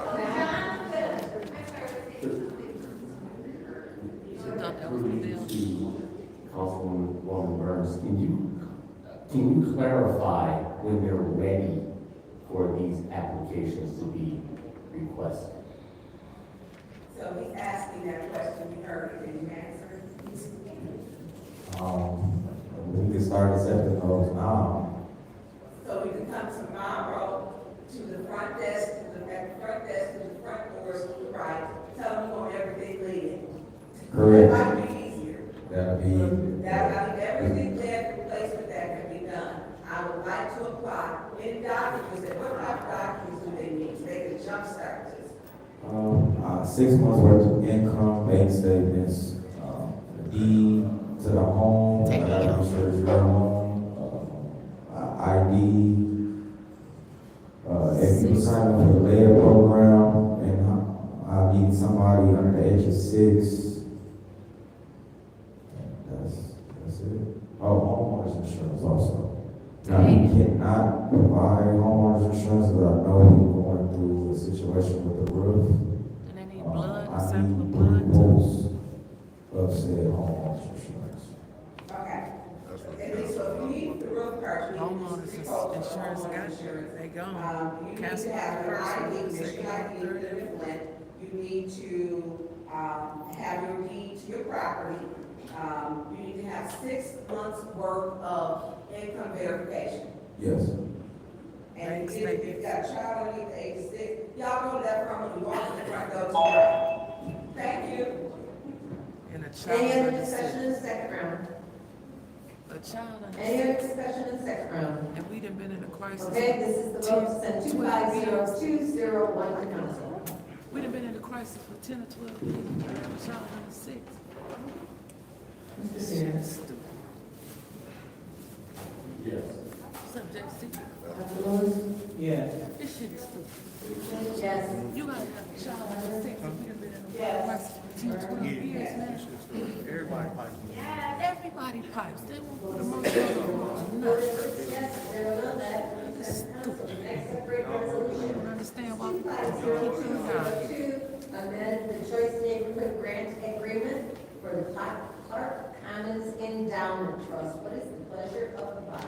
Pass it. Madam Chair, Yes, ma'am. I make a motion that we send resolution 250202-T to council. Motion on the floor from Councilwoman in the fifth ward. Is there support?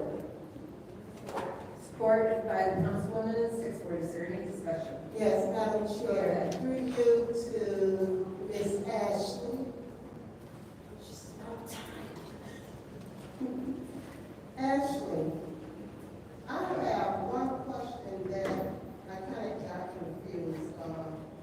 And, the document, the resolution and everything, it says the 750,000 and remaining funds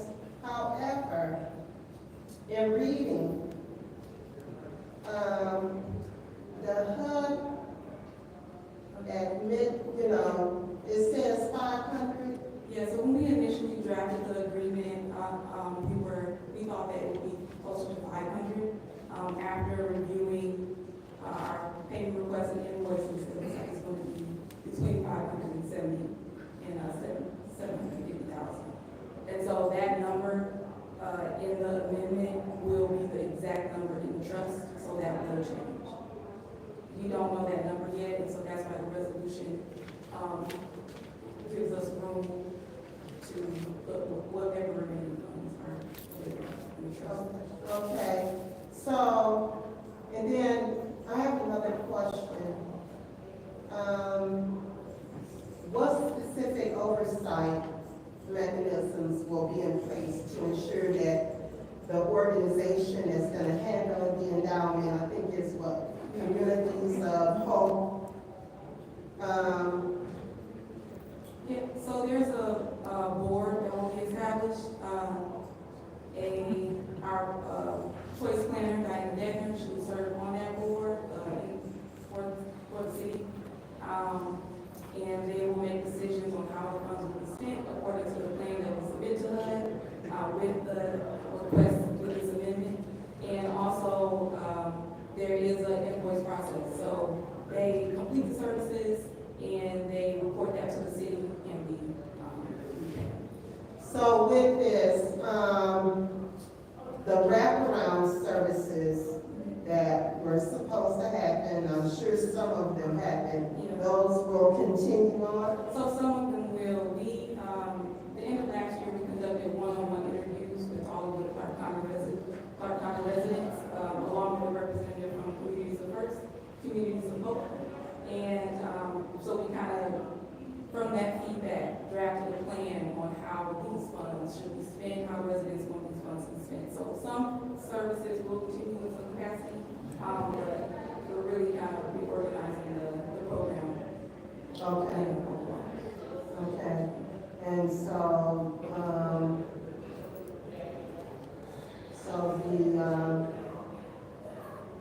so there will be transparency and everything will be in alignment with HUD's. So even though the funds are in the trust, we still have to spend the funds according to our people services guidelines. Okay. And the plan that we submit to the staff of the trust. Okay. Thank you, Madam. Thank you. Any other discussion in the first round? Go ahead, Mr. Chair. Yes.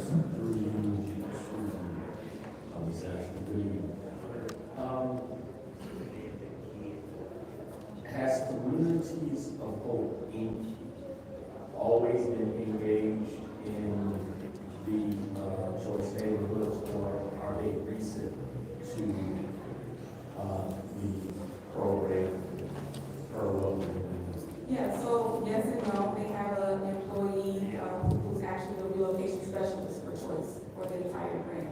But she worked actually under the Housing Commission, but she was a part of Communities of Hope organization. She's no longer with the Housing Commission. She is with Communities of Hope in her full capacity. And so she has been with our grant for the entire duration. But so, because I'm looking here and it talks about the grantee intends to enter into a contract with Communities of Hope. And I'm just trying to track if it was always, they were sort of built into the initial grant application as a potential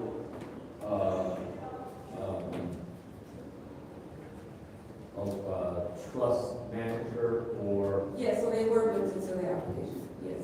Okay. Yes. Okay. And that's because they have a presence in Clark County already.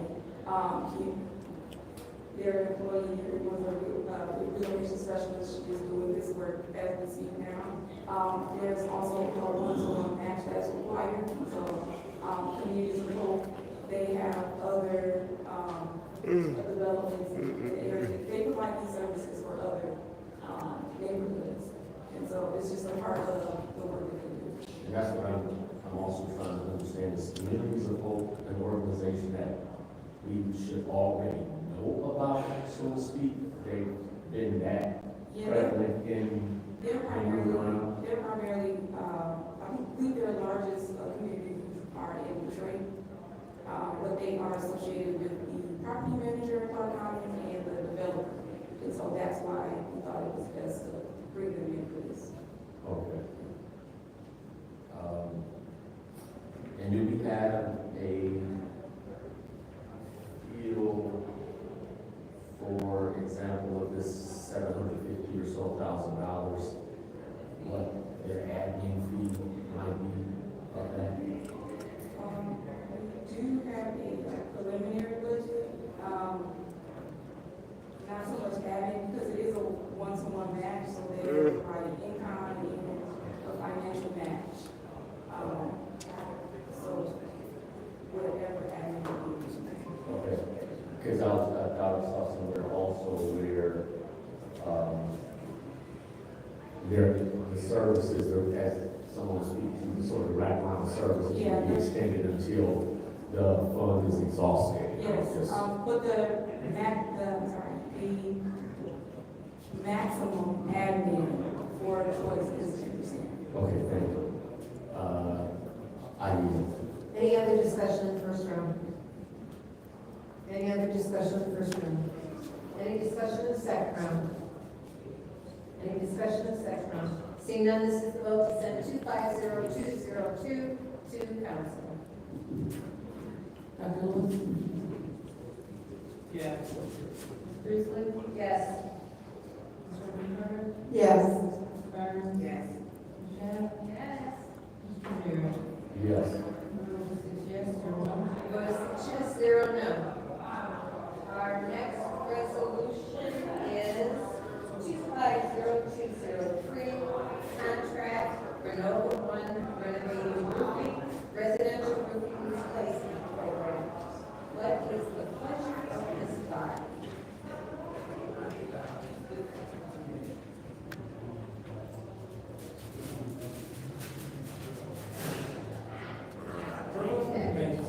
Yes, okay. Who separated? I don't, can't ask. Was that Madam Clerk, was this one of the ones that you separated? Oh. Oh, time to be separated. Okay, what is the pleasure of this body for 250203?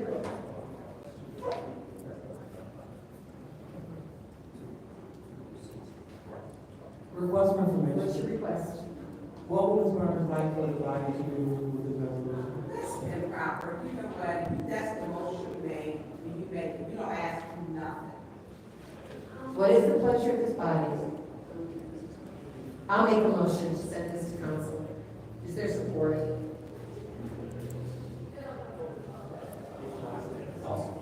It's been supported by the councilman in the ninth ward. Is there any discussion? Madam Chair. Of course, go ahead, Ms. Burns. In the administration. I actually asked you, so is this the Brook Lottery program? It is. Yeah, and I'm gonna tell you this, when I asked who was giving this, and I sent emails, who in my ward, we weren't able to be there, then we were told contact the mayor, that has nothing to do with like the transparency of this program. So this program, and then he has a whole press conference, which he has a selected few, and literally you have to go down there to make phone calls in his office. They couldn't take the paper, they would not allow you to call. You couldn't, we did not receive the name or the address, saw it on the news, but want us to support this to get roofs when it was the most non-transparent roof lottery ever. And then he does a press conference in council chambers with the people that we didn't know. So this mayor is not transparent. It's a problem for me. He don't own the ARPA money. He used it for press conferences. And people weren't allowed. We couldn't even get the names. I still haven't gotten who got them in my board. Where was the World Lottery? Where was it taken at? Who did it? Who spun the wheel? Who put their name in the fishbowl? However it was done, we don't know. How was it done, Ashley? You know. Yes, so our staff, we entered each home that applied, which is an app, lottery, and we selected the properties that way. I can provide a list of each individual, each address that is received roof replacement for. I can provide that information to you, the list of properties. Yes, I sent emails requesting, never got it. I apologize, I didn't receive that, but I know it was to come down in the city's conference room and call the people to tell them, like some other council members did. That's not a requirement of my job to sit down here in that area. That's not how it should have been done. And we did hold a roof informational for all of the applicants who were selected, and to give them information to sign their project agreements, and to let them know how the program will be ran, and also to meet some of the contractors that they were working with. So this is coming from the $850,000 that was it Metro Community? I think it was G-Card. G-Card, they might have someone on the staff to do it. That Councilman Jared had a conversation with Emily Dora at the time. He called in and said, what do you think about this? And at that time, I'm like, I said, Jonathan, I have to say Councilman Jared. I think that's a great idea. When you have people who say, I think that's a good idea to repurpose those funds. And then to tell council to go down into, you gotta call your people in the mayor's office. And you don't get, here's the say, when you want respect, if you don't give it, it just doesn't work that way. You know, it just doesn't work this way. And these press conferences where I guess they're worried about my podcast. I'm glad they fans. I'm glad they are. But I think that when we talk about this community, these are things that should be transparent so that the people are like, what happened? And I believe Councilman Jared did go down to try to call, his people, but you can't take the paper with you. Who are they? Call. We got our own offices. We literally have our own offices in conference rooms. It is not necessary to go there. Hey, I want to tell you, you have a new roof. It takes it's the disrespect of the council that this administration consistently does. And so we're supposed to get, was it 72 roofs? This is the first. Yeah, so we initially, we projected 72 roofs, but now, after we got the budget back, Now it's 12? No, now it's 52. Now it's 52? Yeah, so we had 8, 72, 52. Correct. Yeah, so that's after we got the bids back, and. Thank you. Any other discussion first round? Yes, Madam Go ahead. Madam Chair, through you to Ashley, you can continue to. Yeah, so initially it was 72, now it's 52. We received 8 bids back, we selected 6 of those contractors. You see 2 in front of you today. There will be 2 more at next council. And the first pilot funds, we did enter into contract. We already started the program. We received a grant from Vermont, and we decided to pair that with the program because we were so over budget. And so that's why we had the deadline to spend those funds to go, so we started that. So, Ashley, when you send the list, can you separate the list by wards? Yes, it is separated by wards. Okay, and just make sure that every council member get a list, because, no, I'm not gonna sit down in the mayor's office in his candy room to call residents. That's ridiculous. That was a ridiculous condition for our residents to be able, our residents in our ward to be able to, give, this benefit. I'll never do that. But, thank you. Make sure we get the list. I don't know if I wanna support this tonight, but I will. I'll support it, but I do want that list because I want to make sure that, everything is fair. Thank you, Madam Chair. Any other discussion in the first round? Madam Chair. Yes, go ahead, Mr. Chairman.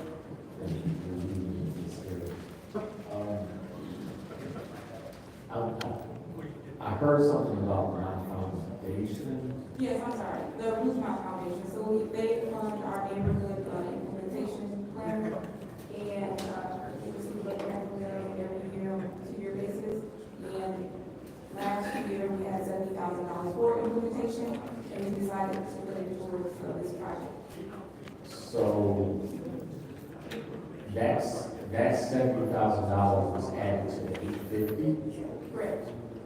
and even with now over $900,000, we had to go from 72 roofs down to 52. Yes, that's what the bids like that.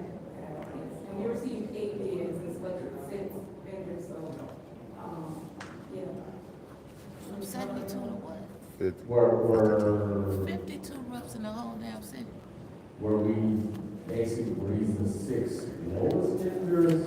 How We chose each vendor, that requirements. So they don't even choose the lowest bidder? Requested unit pricing for each, and then their estimated, total to replace. Their estimated budget to replace, our total amount. So did the individual contractors go out and inspect the homes for the quotes, or was that done by internal inspectors?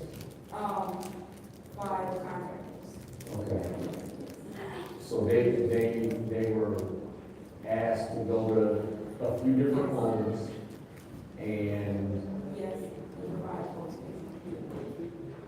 But for roofs, there are standard unit price for per square, demolition, fascias. There are unit prices for those which we offer. Okay. Did we find that maybe at a given address, if you had, 6 contractors bid on it, there may have been 2 or 3 that says, oh, you gotta take the whole thing off, plus the wood, and some others that said, no, it's just a tear off? Yeah, so that's being determined now. So we got our initial bids, and now we're going to after that more in-depth evaluations.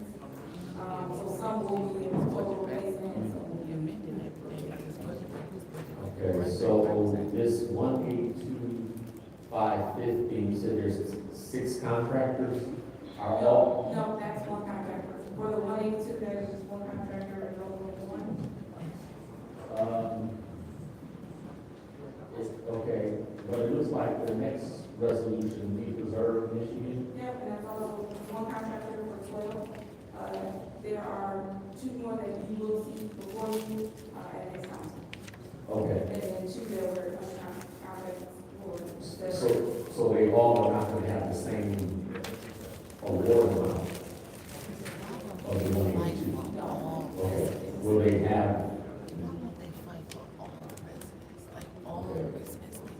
So they're not gonna have all of those residents. Okay, all right, I do. Thank you. Any other discussion in the first round? Any other discussion in the first round? Madam, Go ahead, Ms. Michelle. thank you. So I am actually in support of this program. I know one of the things that when I was first appointed, before I was elected to council, one of the things that came up often was the home repairs and roof repairs, making sure that there was money made available for the renovations of housing. And so, this is one of those things that is going to help address, something that, like I said, was brought up often. I do want to, say that the lottery, because your staff is just trying to do their jobs, and so the lottery was very much impartial. There were people who applied, you all put everybody's name from every ward into your system. There's a whole spinning wheel deal that you all controlled, no one else controlled, and it was literally pressed right there in real time. So it wasn't like there were names that could have been specifically pulled or anybody that could have been favored. And I do think that the mayor inviting everyone to his office was an attempt to ensure that everyone recognized the fact that he's giving them access to his space because we are co-equal branches of government. And so I think that that was one of his many attempts at an olive branch, was by offering everyone the opportunity to come to his office and call the residents for themselves. And so I did take advantage of the opportunity to call the 7 ward residents who applied for those, because I know that it does mean a great deal for them. I know they enjoy hearing from the mayor, but it also means a great deal for them to hear from their neighbors who they've elected and put in those seats, those elected neighbors being us. And so, I mean, this is a tough job, right? No one likes anyone all the time. No one's, none of us are anybody's favorite person up here all the time, right? Or let alone each other's or the mayor's. And so I do want to recognize the fact that the mayor extends olive branch opportunity for everyone to collaborate with him. And actually, again, I want to thank you, your team. I do want to say you do an amazing job at going out, seeking grants, finding opportunities for residents, finding ways to build Flint and help Flint move forward. And so I know that this is yet another thing that you and your team will work hard on that will benefit residents in the long term and help them basically get back to them for deciding to stay and choose homeownership in the city of Flint, so we're able to help replace roofs. Even if right now in this number that's in front of us is not necessarily enough, I know that for one person having a new roof is going to make a huge difference. So thank you, I yield. Thank you. Any other discussion? That just leaves me that's sitting up here. And I'm going to take my time because today, one of my residents drove up in front of my house questioning about this roof program because he wasn't allowed. His name was drunk. And I'm telling you, I actually have known this guy since he was a kid.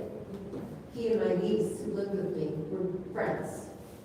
And he kept thinking I was pulling his leg. He is so excited for this program because he couldn't afford it otherwise. What I like about being given the opportunity to call my residents is to hear their voice when they answered the phone and I introduced myself and I said, I just wanted to tell you that you're getting a new roof. Who all called And I residents? think you know who I'm talking about because I'm sure you've heard Like it. to call their residents? She bawled. This one resident cried, made all of us in that room Man, cry. this is some bullshit. Not having that opportunity to do that for our residents. That's why we're serving, is to help our residents. We're not up here for glory, because trust me, there ain't no glory here. Sure ain't. But I do enjoy helping my residents, and I help everybody also. I've helped somebody this week, yesterday, on the 88th ward. But the fact of the matter is that it was done fairly. All the addresses were put on, and it was like a roulette wheel with name on it, and as he spun it and it stopped automatically, that was the person who won. That name, that address was removed, and then we did it again until we had spun for every address. I didn't call all my residents. I only called a couple. But it was very rewarding to spend that time in that office and hear the resident's voice when they answered the phone and realized you were telling them the truth that they were getting a roof. And, you know, everybody says, we want roofs, we want roofs, we want roofs, this is that. This is that. And it's fair because same number of people throughout the city. They had to meet all the requirements. It's everything else that was, if they didn't know water, they had to pay the water out of that roof repair and everything like that, just like we did with the home repair grants. So that woman made me cry. Listening to her cry, that made the day with it. For those of my colleagues who didn't go and make those phone calls, what did you miss out on? Did you miss hearing the relief and in their voice? Wow.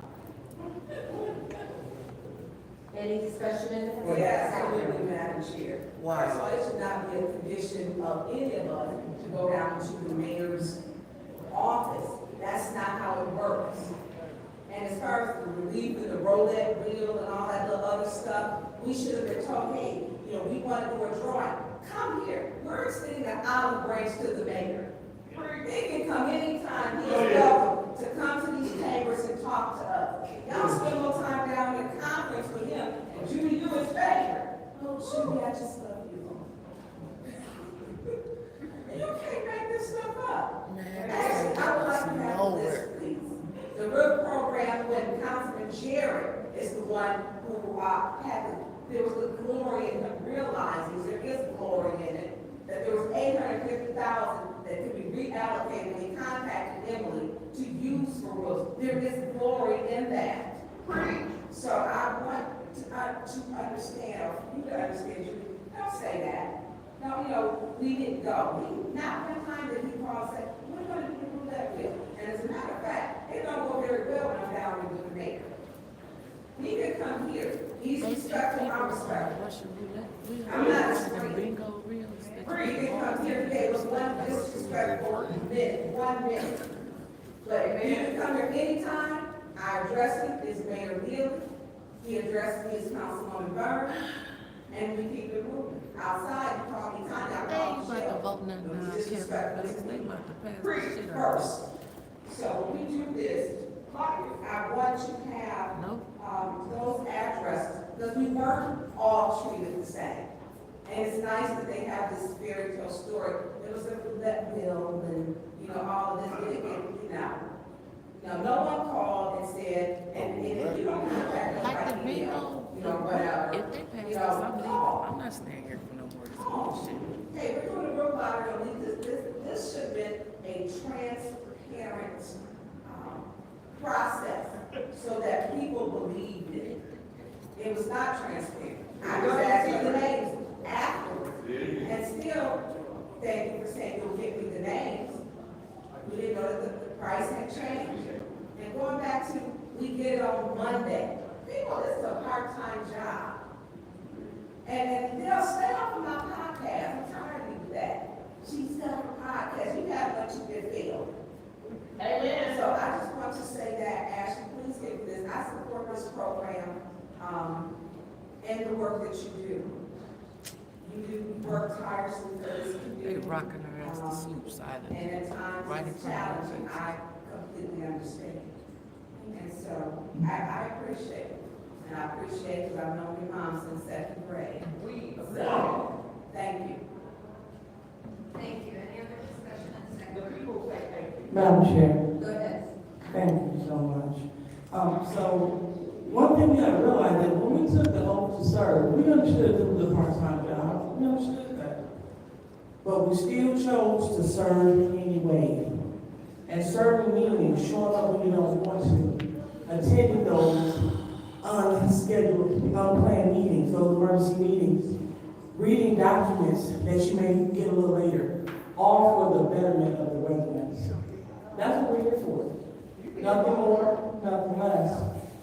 We're not here to monetize off social media. We're not here for it. And it's funny to keep hearing. Request for information. Which request? Did you realize we did not get the supplemental package until today, so we only got what the resolution was? We did not get the supporting information. Did you realize that?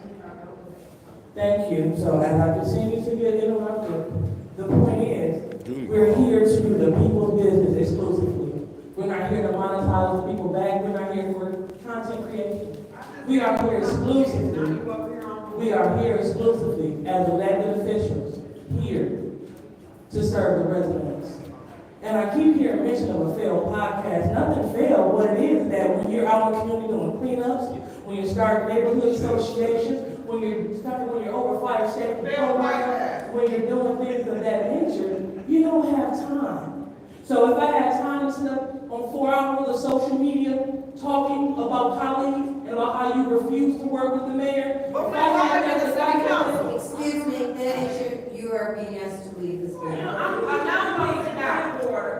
You need to get her, because she's speaking to my mom this tonight. That she watched, she would learn something. Jody. The next time, click, like, share, and subscribe. I did ask you to leave. And for a fact, I'm not monetized. Excuse me, you're not at the floor, I did not recognize you. I've asked you to remove yourself from this meeting. Here come the National Guard.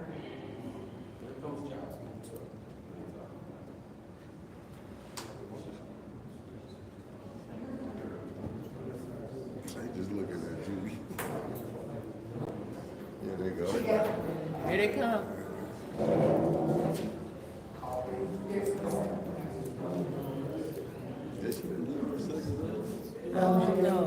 While we wait, could you please read the disorderly person city code? We don't need to hear that. We all can have an understanding. What about the of what happens. people? The people, Thank you y'all. so much. This woman in the, right in front of the gentleman in the hat, with colored hair.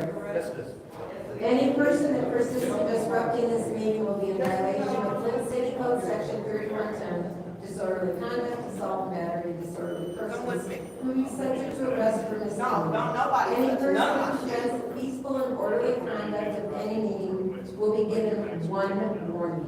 If you persist in disrupting the meeting and hurt yourself, will be subject to My brother right here, my brother is right. I gotta go with you. Jesus Christ. Yeah, hey, Quentin, can you get her stuff, please? What am I gonna do with it? Just hold it, I'll get it back, I'll be back Oh, up yeah, here. I'll watch. Thank you.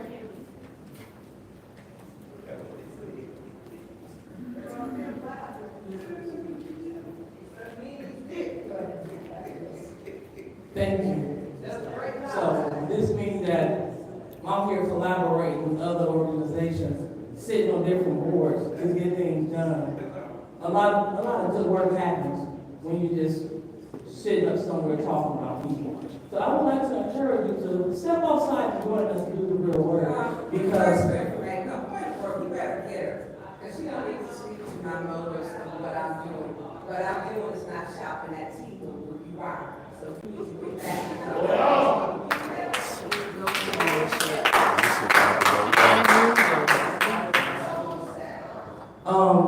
Again, Madam Chair, are we going to still down there? Go ahead. Thank you. So, going back to the point of having the corn, it is unfortunate when we have colleagues that continue to talk about other people's needs, talk about other people's everything, when their only job is to come to these meetings and to serve the residents. Point. The conversation now is not done, Thank you. Oh, no, it's very relevant because as the burn was going out, she wanted to talk about podcasts, et cetera, things being failed. This is the whole point. For too many years, we sat here and we let Councilwoman Burns speak to Moses and Mark. And what I learned. Now, when you said, Karen, we were here for what? So you're lying. Prove it. That's it, Ms. Burns. So, You're not giving the floor. again, how many times are we going to let her keep taking the floor? Because I can pull out the council rules which speaks to decorum, and also which speaks to you give people the floor, and you can't use privilege motion to take the floor. So this is a violation. So how long are we going to sit here and allow the councilwoman in the sixth ward to take over our meeting, to run chaos in the chamber? And she called people, these are my tribe, these are my people. She felt safe in this chaos. How long are we going to support chaos? Thank you. Any other discussion? Any other discussion in second ward? Brown. Seeing none, this is the vote to send 250-203 to one. Yes. Yes. Yes. Yes. They did all of this attack. Yes. Told y'all. Vote is 6 yes, 0 no. That will be sent. Our next separated resolution is 250204, contract with Increase of Michigan Residential Group Replacement Repair Program. What is the pleasure of the After that is a separate paragraph. And this one is for administrative correction. The resolution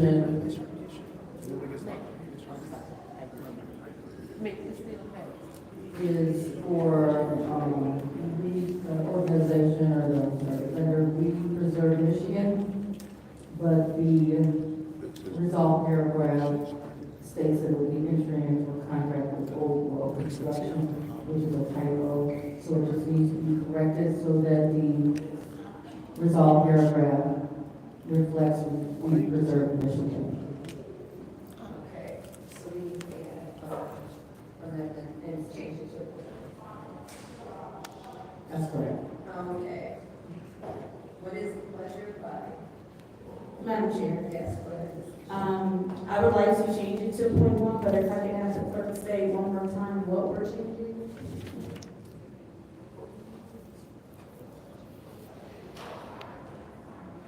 The be resolved portion of the vendor to, be preserved Michigan. So we're changing the be it resolved to, What? They said what? I Talking missed. to Mike. The resolution, it says, be resolved to enter into contract with Old World Construction, got it. So, and it should be. I got it, yeah, thank you. Madam Chair, I would like to, amend resolution 250204 to 250204.1, changing the be it resolved section to be it resolved to enter into a contract with We Preserve Michigan. Is there support? Support. It's been supported by the councilwoman in the second ward. Is there any discussion? Any discussion? There's no discussion in changing this. All right, we vote to change the date to 21 and change the date resolved to be preserved. Mr. Carter? Yes. Ms. Burns? Yes. Mr. Jack? Yes. Mr. Barrett? Lewis? Yes. Priestley? Yes. Vote is 6 yes, 0 no. I'll now entertain a motion to approve to send 250204.12. So moved. It's been moved by Councilman in the seventh ward, supported by Councilman in the second ward. Is there any discussion? Any discussion? Seeing none, this is the vote to send 250204.1. Ms. Burns? Yes. Mr. Jack? Yes. Mr. Barrett? Yes. Mr. Lewis? Yes. Mr. Priestley? Yes. Mr. Carter? Yes. Vote 6 yes, 0 no. Vote is 6 yes, 0 no. That will be sent to council. The next one is 250206, contract ambulance liability coverage. What is the pleasure of the body?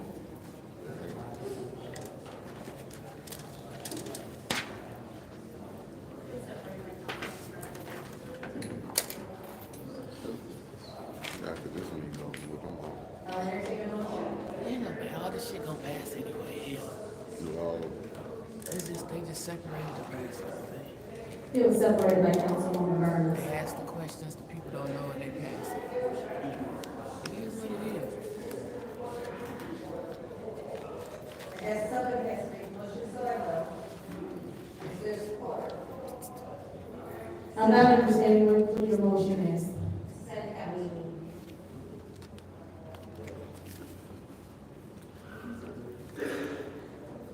I'll support it. Supported by Councilwoman in the seventh ward. Is there any discussion? Madam Chair. Yes. Thank you. I'm not sure why our colleague in the sixth ward separated it, so I don't want to speak to what she possibly would have wanted to do to this. I'm hoping that she will take the floor so that we can gain a better understanding of what she might have saw that we could have possibly missed. I do know that this is a contract for ambulance liability coverage. I don't believe that, chief is in the back. Maybe there is someone, Madam Chair, in the administration who could shed some light on this possibly. Is there anyone who can discuss this? Mr. Moore? Thank you so much. And this just says that is a resolution resolving that the appropriate city officials are authorized to enter into an agreement with the Lighthouse and the letter agreement to provide the city with ambulance liability coverage for 12 months of, looks like from 7/1/25 to 7/1/26, pending the adoption of the fiscal year, so whatever, 26 budget. Money will come from the general ledger account, and it gives the account number. Hello, Mr. Moore, how's it going? Good. Perfect. If you want to talk to us a little bit about this ambulance liability coverage, that would be amazing. The ambulance is a special high-risk vehicle that we have that requires special insurance that cover those risks. Last year we started out with one ambulance in October. This year we'll have 3 ambulances for 12 months. It's a little bit more expensive than what we had last year. The program has gone very, very well. Yes, we're at what, about $1 million now? Yes. And the program is paying for itself, and one of the things that we assumed for when we calculated the cost of the ambulance was the insurance. This was part of the business plan that we had for the ambulance service. Right, and you said we went from 1 to 3, and we're at about $1 million in revenue from this, and so this liability coverage, because you said it needed a special liability coverage, what's different as opposed to the normal coverage? Well, we're hauling people from Indianapolis that are residents, that are sick. We give very basic first aid. There's just a lot of additional risk that you have with that. They're often going to hazardous locations. People can get very, very sick, depending on what has happened, injured. And it's an important program for the city. And if we want to offer that program, we have to have insurance to protect the city too. Awesome, so this is just liability coverage as a protection for the city as the ambulances go out to take the different calls. That's right. Wonderful. I yield in the first round, Madam Chair. Thank you. Any other discussion on the first round? Madam Chair, go ahead. Thank you. Those were my questions, what is the liability for? Are they saying, what are the extra risks, or what makes it such a high risk? Well, we're transporting other people. They're not just employees, they're citizens that we're transporting. So that's a high risk. The people that we're transporting have medically, some of them are very, very sick. So is it, because I know the ambulance didn't want to stick people up their road? You know, they did. And so what are the risk factors are that make us high risk? Well, you have to, we pick up people from all walks of life. Sometimes it can be a very simple sickness, but a lot of times it's from a car accident or a house fire. And whenever you transport people that are injured or sick, which is a higher level of risk.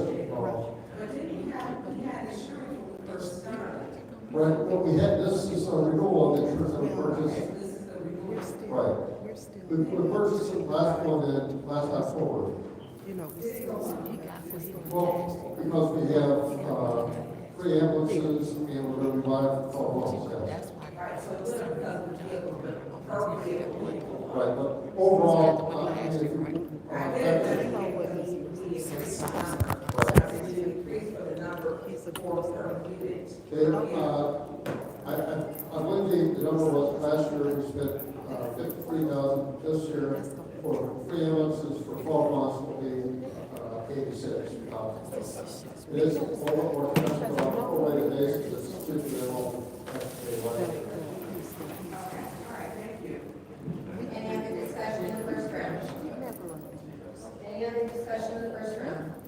Any discussion in the second? Any discussion in the second?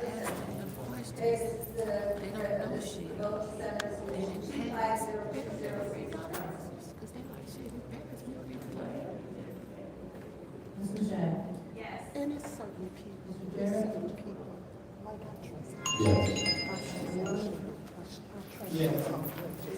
Yes. But it's not.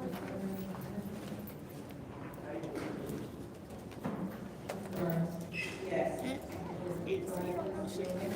Five yes, 0 no. Our next separation is 250110, and this was separated into the, date, for the executive session or closed session. Madam Chair, Go ahead. I'd like to amend resolution 250210 to reflect the correct executive session date being today. Motion on the floor to change the executive session date to today's date. Is there support? Supported by Councilwoman the second. Madam Chair? Yes, ma'am. I do apologize, because I was sent an updated version of this resolution today without realizing that that correction had been made. So it does have the correct executive session date on it. Then I will follow the motion. Okay, so that motion is withdrawn. Okay, so this is, 25, Madam Chair, Yes, go ahead. I make a motion that we send 250210-T to council. Motion on the floor by support, Councilwoman to send 250210 to council. Is there support? Support. Support by Councilwoman the second. Is there any discussion? Any discussion? Hearing none, this is vote to send 250210 to council. Mr. Chair? Yes. Lewis? Yes. Yes.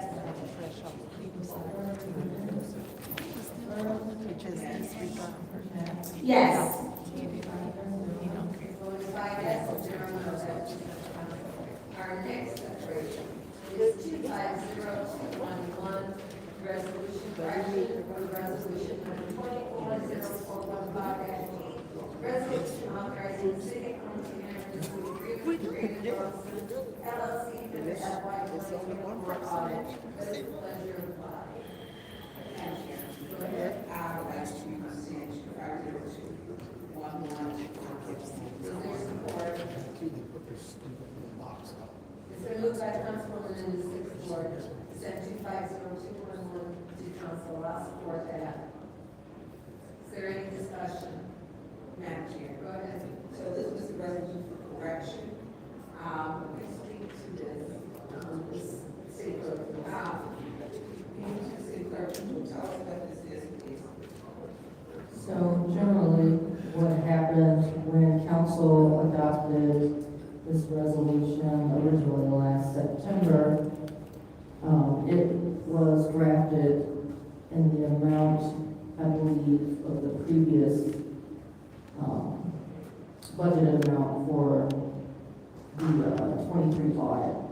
However, the engagement letter was presented and signed for a different amount, and now Raymond Robson is requesting that a correction be made so that it reflects the actual engagement that was entered into by the city. So the original resolution was for $249,000, I believe, but it should have read $274,000.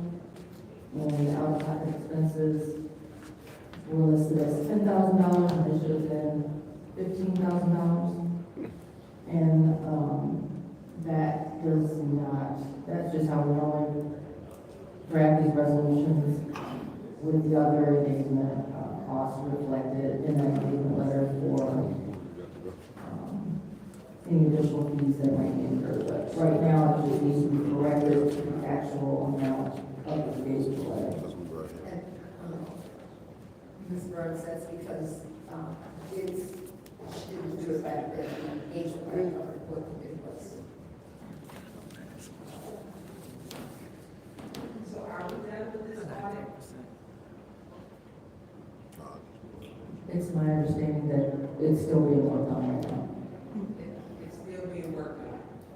I think it's, for the most part, I can't really speak to it. And Was that Mr. Walker, Mr. Moore? Mr. Moore? He and I have been involved with them this morning. So, Mr. Moore, we voted on this last September. We have on our next resolution, is enter into another agreement for $291,000 for fiscal year 2025. What's holding up the audit? Excuse me? What's holding up the audit? The big call that we had this year was the hack that we had last summer. That slowed us down tremendously. That made it so that when the audit pulled out, or finished, 23 audit, the very next week, they were in trying to do the 24 audit. That, we just weren't ready because we didn't have no time to prepare for it as a result of that. So 24 hour was delayed because of the cyber attack. Okay. Okay. And so when will it be done? We anticipate it before the end of July. It's in the final stages at this point. So when are they going to start the fiscal year 25? They would, they're talking about coming in the first week of October. But you still have to finish this one. Right. Okay, I hear what you want. Is there any other discussion in the first room? Madam Chair. Go ahead, Mr. Chair. To you, I guess I'll pose this to Mr. Moore. This correction, so engagement letter was sent August of 24. The resolution was drafted September 24. How did it come to light June 25? I think that's a question you'll have to ask Mr. Mayor, because I think, I'm sorry. the city clerk is the one that is handling that. You have to ask her. Madam Chair. Go ahead. So I believe, Raymond, because they are, the finances were up to another $259,000. I believe they bill in installments. So I think it's at this point that it was realized that it was never approved for the total amount. So because the engagement letter also states that they will let the council know if it goes, if it incurs any cost over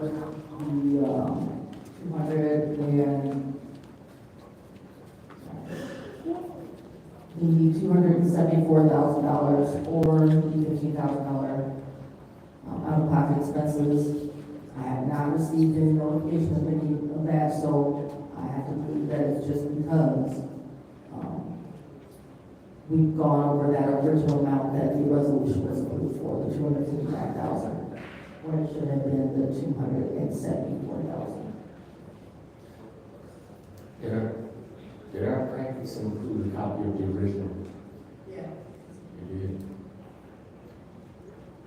The the original resolution that was adopted. Yeah. Yeah, but I can send that to you. No, I can send that to you right now. No, I'm just trying to, in my mind, piece together, this, 8, 9, almost a year later. But I'm sort of following what you're saying, once the building actually starts. Hey family, y'all gonna have to go over to the city seat. But I gotta get up out of here. I gotta be up in the morning. I gotta be up at 5. I see y'all on the bump.